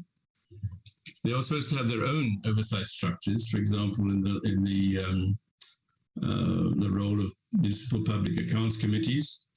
Opposition parties are also supposed to play a role in oversight. And then the third one, which we hear constantly, that is the accountability to the general public. In other words, this is the electorate who voted for them and who presumably can vote them out of office. But again, these levels of accountability don't seem to be addressed, or functional, should I say. I'd now just like to speak a little bit about local government planning and intergovernmental relations. Now, each one of these, to be honest, is a topic of its own, and I have to go through them very quickly given the time constraints. Many of the things I'm saying are already published in various reports, government's own reports, and in academic ones in the media. Some of my research was founded on a study I did for Cooperative about 5 years ago with a colleague, Greg Reiters from the School of Government, looking at 2 municipalities, one in the Free State and one in Gauteng, where there were high levels of protest, and trying to work out what were the factors that were triggering them. And the part of it is that the planning process is based on the integrated development plans. And these are supposed to be aligned to other national policies, to annual performance plans of provinces, but this alignment doesn't seem to occur. And this is despite a plethora of intergovernmental fora, which are supposed to improve communications between different levels, different spheres of government.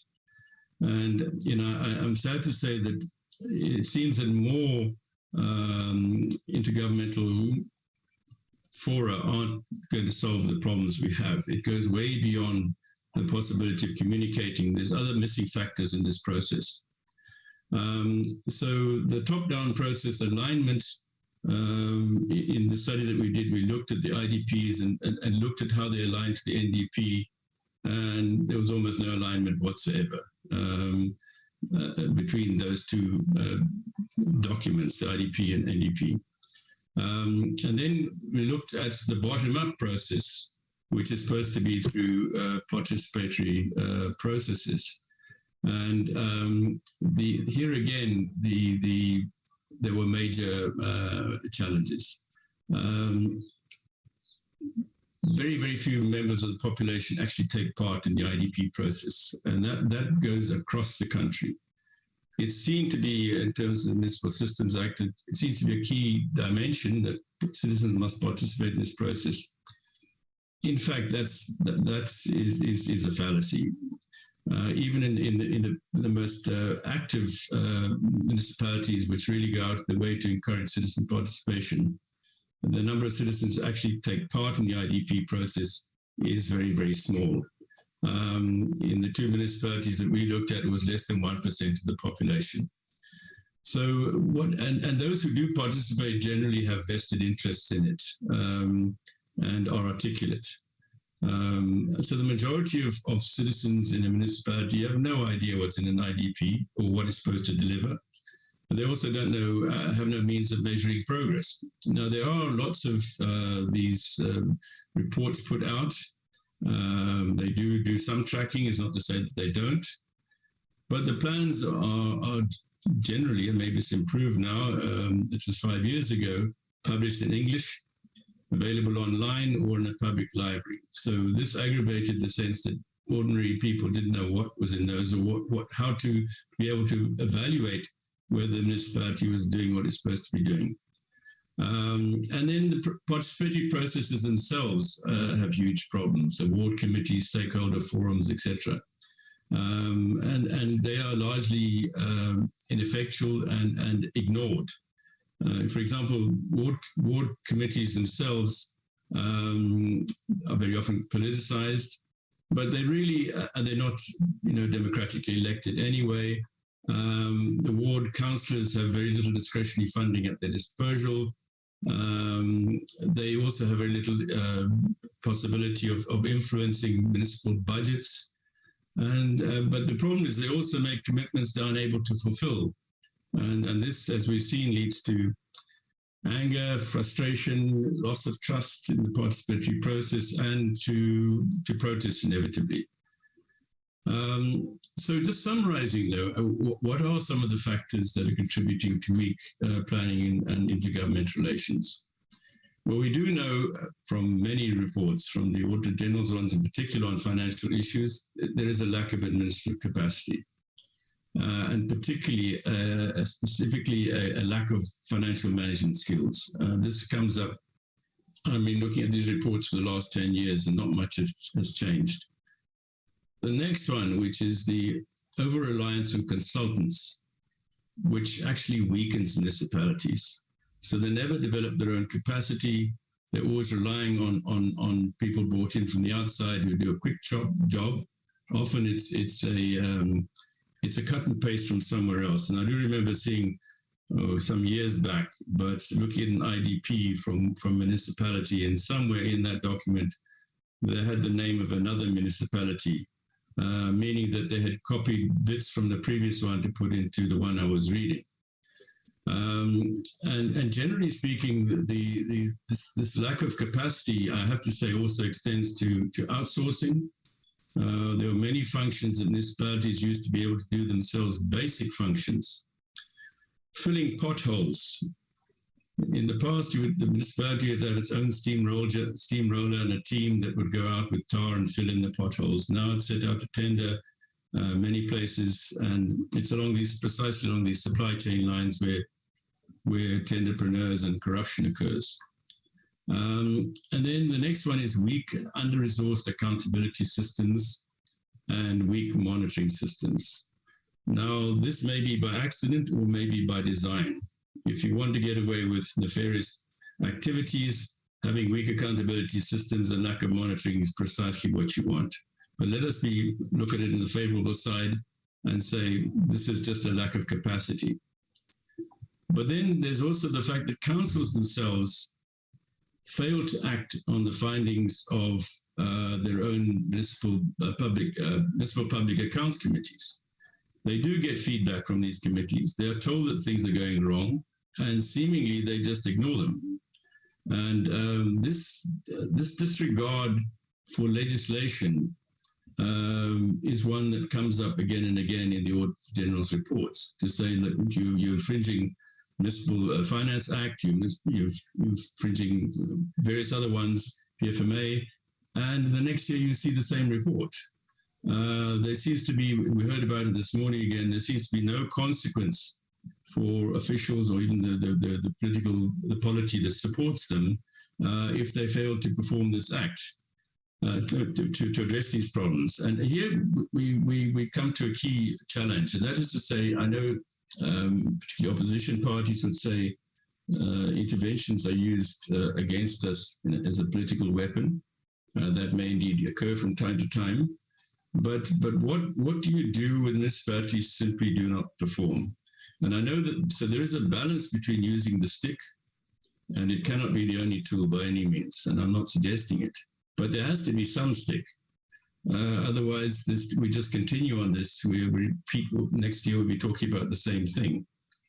We have heard also today of the problems of political interference, and certainly in the two municipalities I was involved in, this was a constant theme. high echelons of government, particularly provincial government, getting involved in the affairs of local government and dictating what needs to be, what should happen, who should get contracts. And then interference by local politicians in the administration and allocation of resources. So the minister also touched on this. The political dimension, unfortunately, is one that is probably going to have to be resolved by the political systems themselves. You can legislate as much as you like, but if these matters aren't resolved at a political level, you can take it to court, and normally the courts will say political matters must be resolved by political parties. And I must also add that the lack of national and provincial support. We heard about the equitable distribution of funding is one of them, but much more could also be done in providing support. And that, I think, is an area where there needs to be a lot more focus going forward. And then I repeat it, is this lack of consequences and a lack of accountability.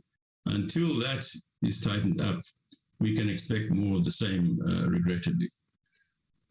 And what is to be done? This is not the first time this particular set of problems is being addressed. In 2009, we had the local turnabout strategy. 2017, we have the back to basic strategy. All of them, both of those, and others, by the way, the Cooperative that is some of its own interventions as well, others, were in essence trying to address the same problem. Perhaps it wasn't framed as much in an IGR context, maybe it was framed more on local government. But any attempt to fix local government has to be within the context of the broader IGR system. We cannot fix local government purely by focusing on local government. There needs to be a complete rethink of our IGR system and our accountability systems going forward. As I've already indicated, the Constitution does already make considerably provision for quite considerable interventions in affairs that is probably currently happening at the moment. Again, this needs to be matched with capacity building. The stick alone won't work here. But I'd also like to put out two more suggestions. Some nearly 20 years ago, I published a paper on the case for, it was entitled, Does One Size Fit All? And the case for the asymmetrical devolution of power in local government. And I float this idea again to say, is this not a possibility with underperforming municipalities? When municipalities are placed under administration, some of their functions are already taken over by provincial government.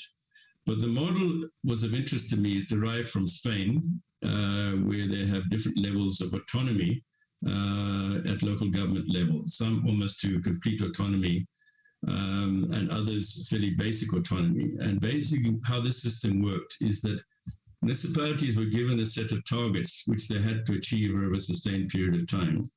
So if they had clean audits for 3 or 4 years at a time, then a certain amount of power would be assigned to them. If they completed the set of tasks that they're going to do in their plans, more authority plus more finance would be assigned to them. In my initial reading of this, I felt that maybe there didn't need to be any tweaking of the Constitution. There is still quite a lot of provision for that, but I think it would need a legal person to look into it. But it does, and then have to be done in negotiation. The NCOP would obviously be critical in this process, as would be SALGA. But the point is to say we're not there just to protect the supposed independence of intergovernment of local government. We cannot afford that at the moment. We have an angry population, a poor population that needs services, and we cannot continue on the same model that we are on at the moment. The other one is linked to this, and it's derived from what is known as the All India Service model. And in this one, officials, competent officials, experienced officials from national and provincial government possibly are seconded to underperforming municipalities, or in their case states, to assist them in developing their competence. And if the right people are seconded there, they can also give a very good insight of what is going on. If there is mismanagement of funds, individuals like this would have a better handle of what is going on. But I do think we can't continue with the same ways of doing things that we're doing in the past, because we'll get the same result. There is a need for a rethink of this, and quite a serious one. And I hope that this particular workshop and the robust discussions will come out of that will help us on this path.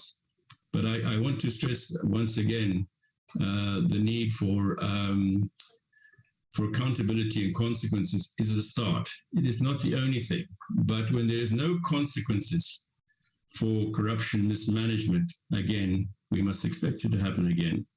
Thank you very much.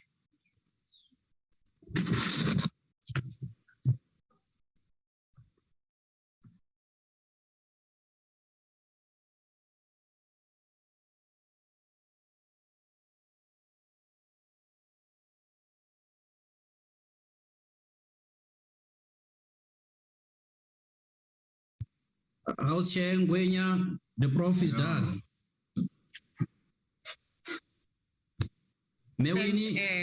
Thanks, Prof. And thank you, Honorable Mahai. I don't know whether we go to the second presentation before I allow the members to ask the question. The second presentation will do, Mengwenya. Okay, thanks very much, honorable members. Can we get to the second presentation? Honorable. Thank you, Chairperson. Let me also take the opportunity to acknowledge the Chairperson of the NCOP, Babu Masondo, Deputy Chairperson, Chief Whip President of the NCOP, Dr. Mahai, my Minister, Kokta, Deputy Ministers present there, and of course the President of SALGA, members of NCOP, governance practitioners present in this session, my Dr. Mahali also, and all my colleagues who are participating in this workshop. Chairperson, I also have forwarded a small presentation, but let me first, as a matter of introduction, indicate that we take it for granted that IGR is important in our country.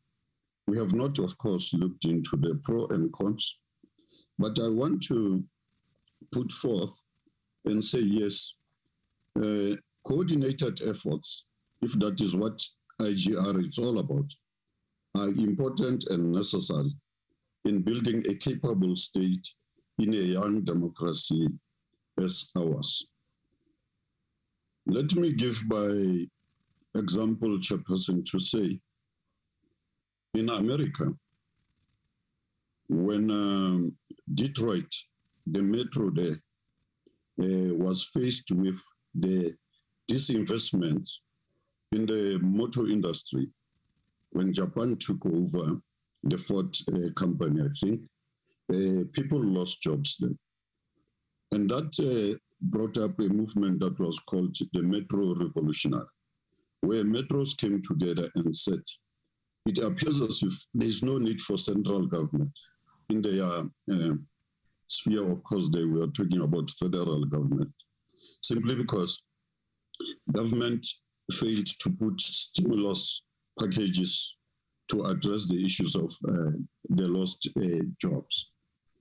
And that, of course, led to a sequence where subsequently, during presidential elections, all the presidents in America have been stressing the point, America first. What that basically entails is America first, jobs first for Americans, vice versa, the international companies that have taken your jobs. And that is a lesson basically that says, yes, we need to have coordinated efforts if we are going to build this country. And two, I think from the lessons of COVID-19, you can imagine, colleagues, if everyone was doing their own thing, where would we be in addressing this pandemic?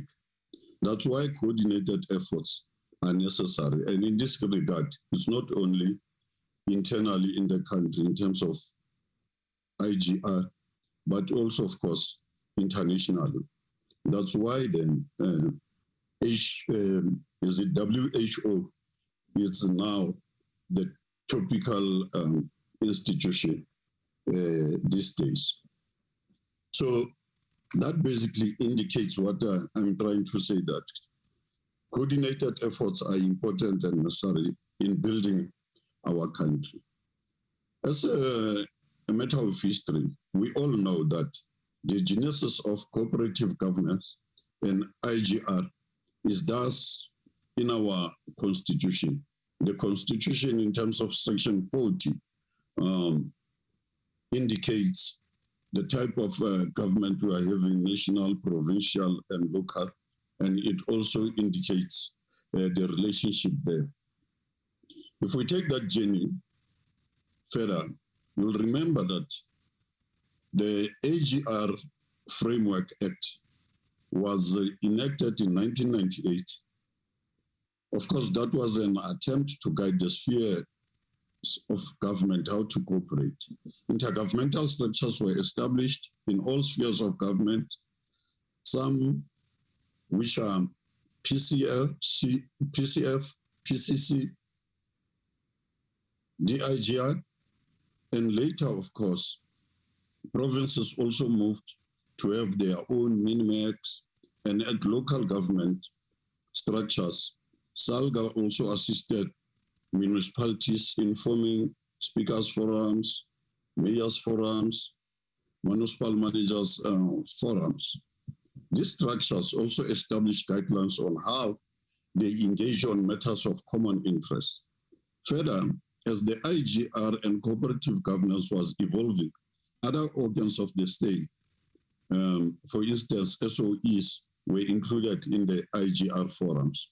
As an example, this, of course, is the involvement of ESCOM in these forums, where all spheres engage in the electricity sector, as it was recognized as the catalyst for economic growth activities at all spheres of life.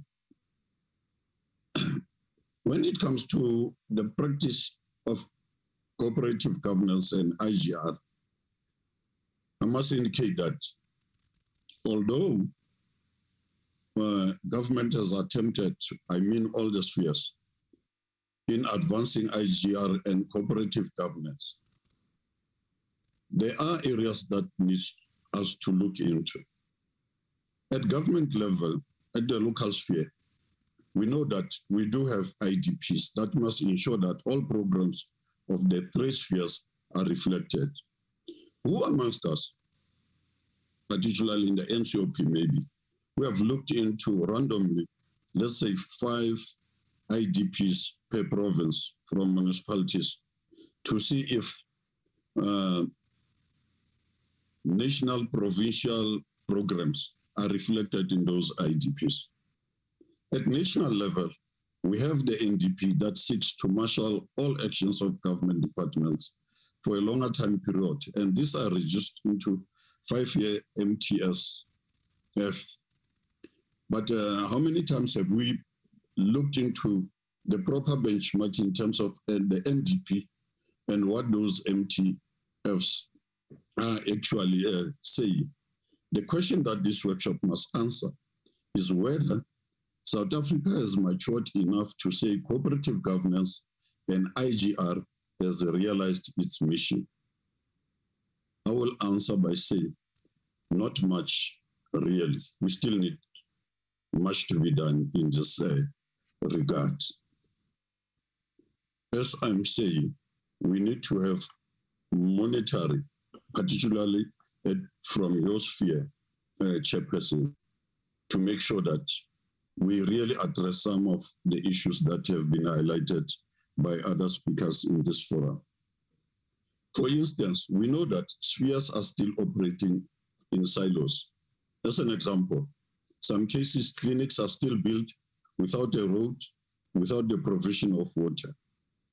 I know for one, there was a hospital in Lady Brent in the Free State that took 2 years before it could be open, simply because later they realized that there was not enough water for that hospital to operate.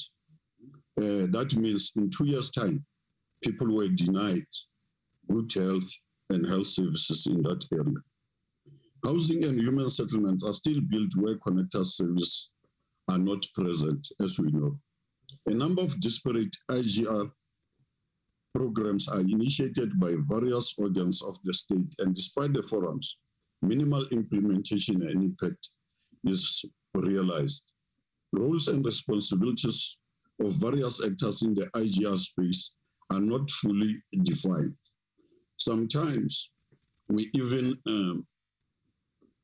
think that decentralization is equal or equivalent to autonomy, if not federalism, whereas the issue is supposed to be mutual cooperation and mutual respect. I think those are the issues that we really need to look into as we will be considering the issues of this workshop. The current intervention and introduction of the DDM, where one plan at the district space is proposed, according to me, is a step in the right direction.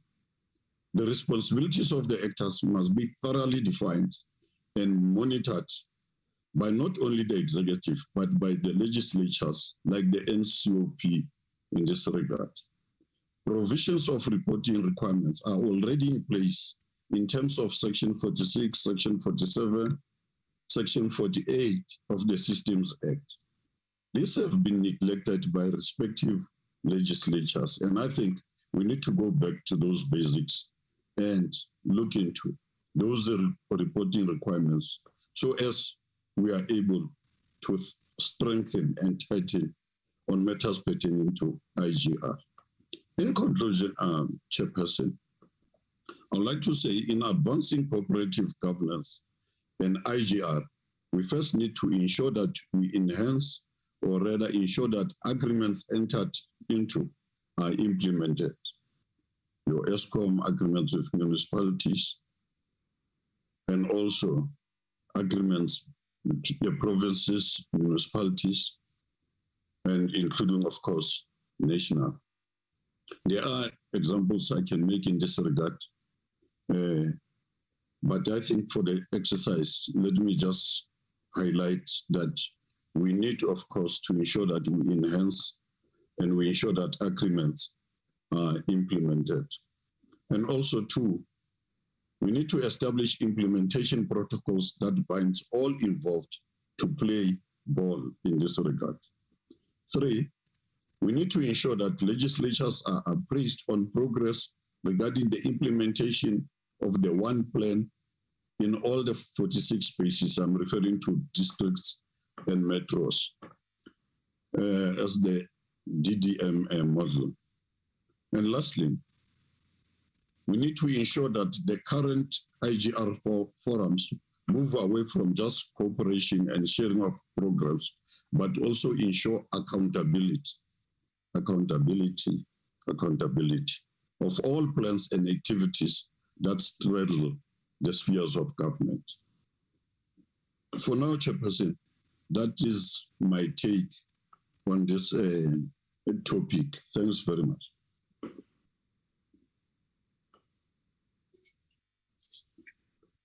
Thanks very much, Mr. Magnoni. Honorable members, we got 2 presentations, and I'm going to take the hands that wanted to ask the questions or question clarity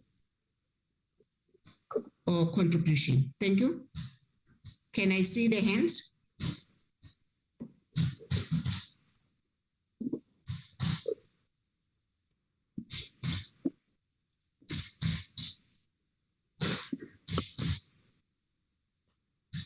Chairperson, I phone your rule, I think.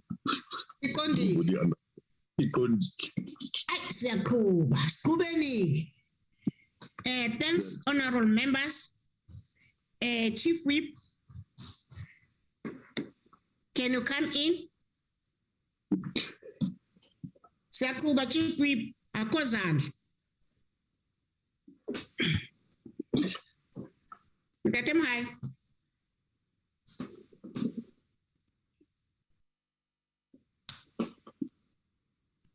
It's unbelievable that the presentation by Prof. Chris and Dr. Manyoni here, members have been very enthusiastic before lunch. Now I do not understand what happened. We have addressed the issues, Chairperson.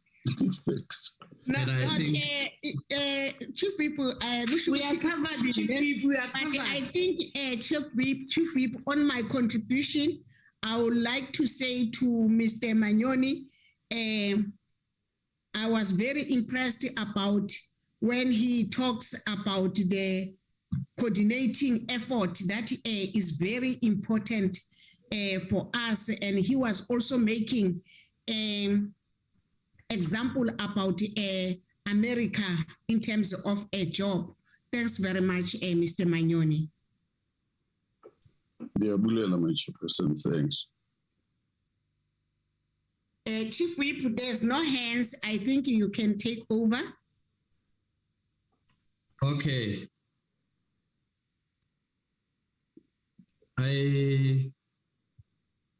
Thanks, House Chair and Mengwenya, and also let me appreciate, since from the morning, the chairperson of the council, and I must indicate as well that some of the members of the National Council of Provinces, unfortunately, could not join us today because of the JSC interviews that have started today. Now, and specifically that will be the Deputy Chair of the NCOP and the House Chair of Committees and the Chair of the Select Committee on Local Government. I think I'm missing one. There's another member, I think Honorable Moima, Chair in the Economic Cluster. Now, I think I must first of all acknowledge the presentations as adding great value in the work of the National Council of Provinces. Once more, that it has been a great effort, a great work that will be left with these well-researched presentations that will serve as reference for us in our work. So this virtual workshop, taking a lead in advancing cooperative governance and intergovernmental relation, has raised a number of challenges which affect local government.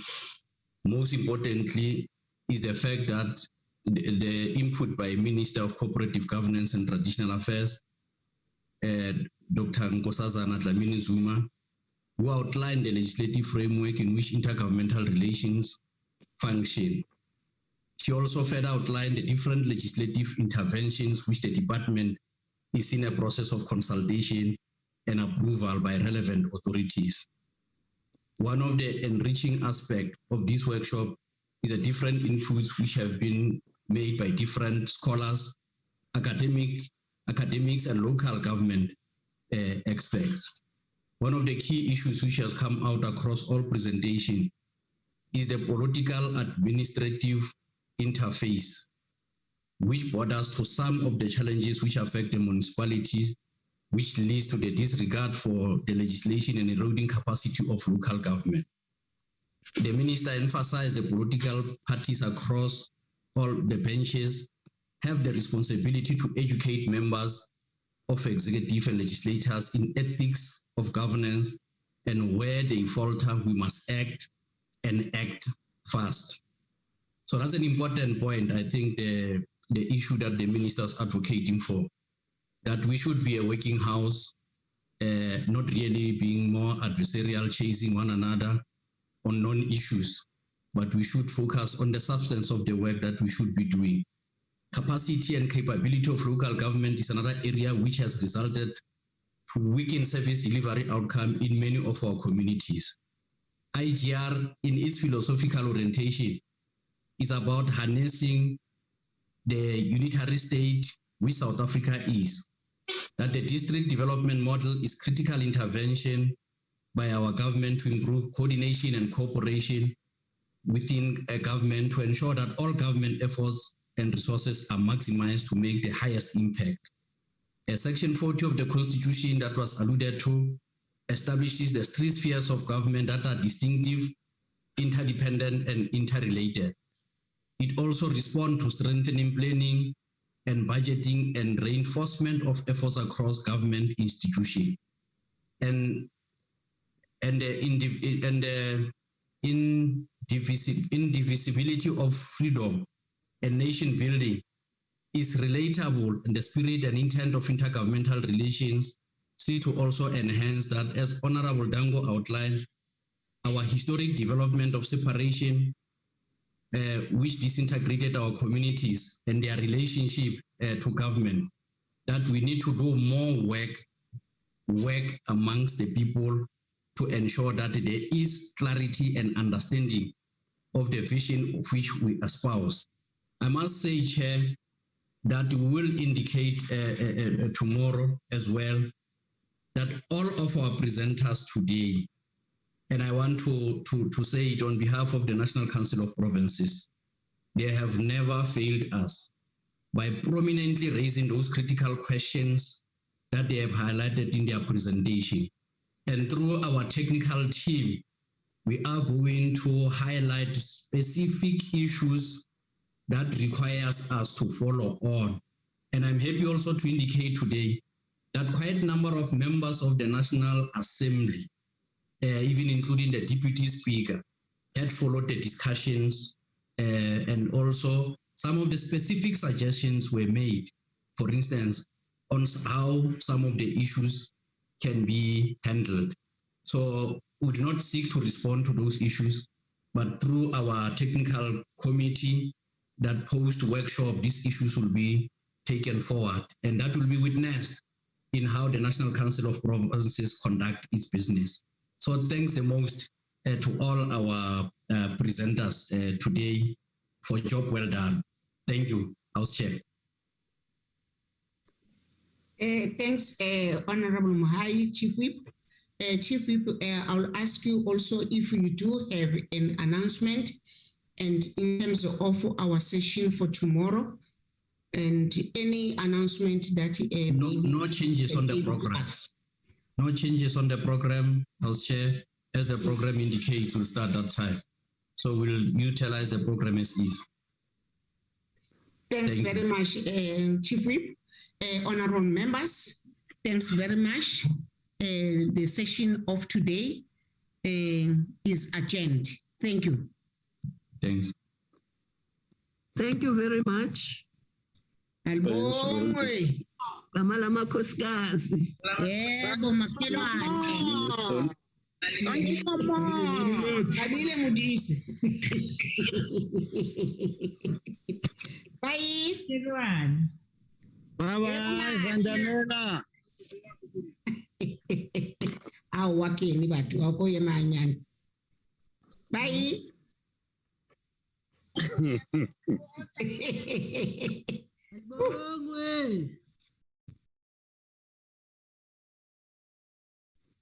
Research.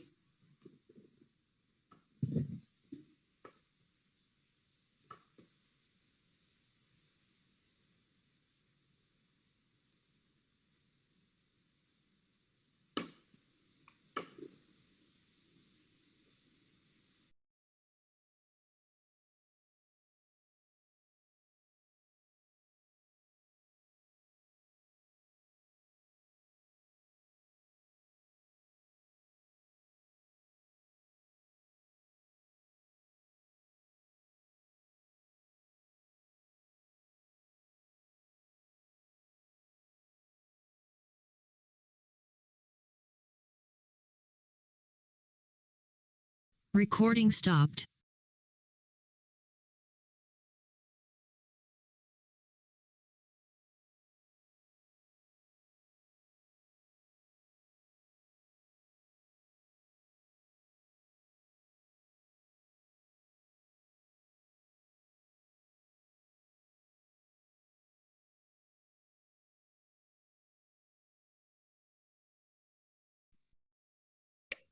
Ms. Powers,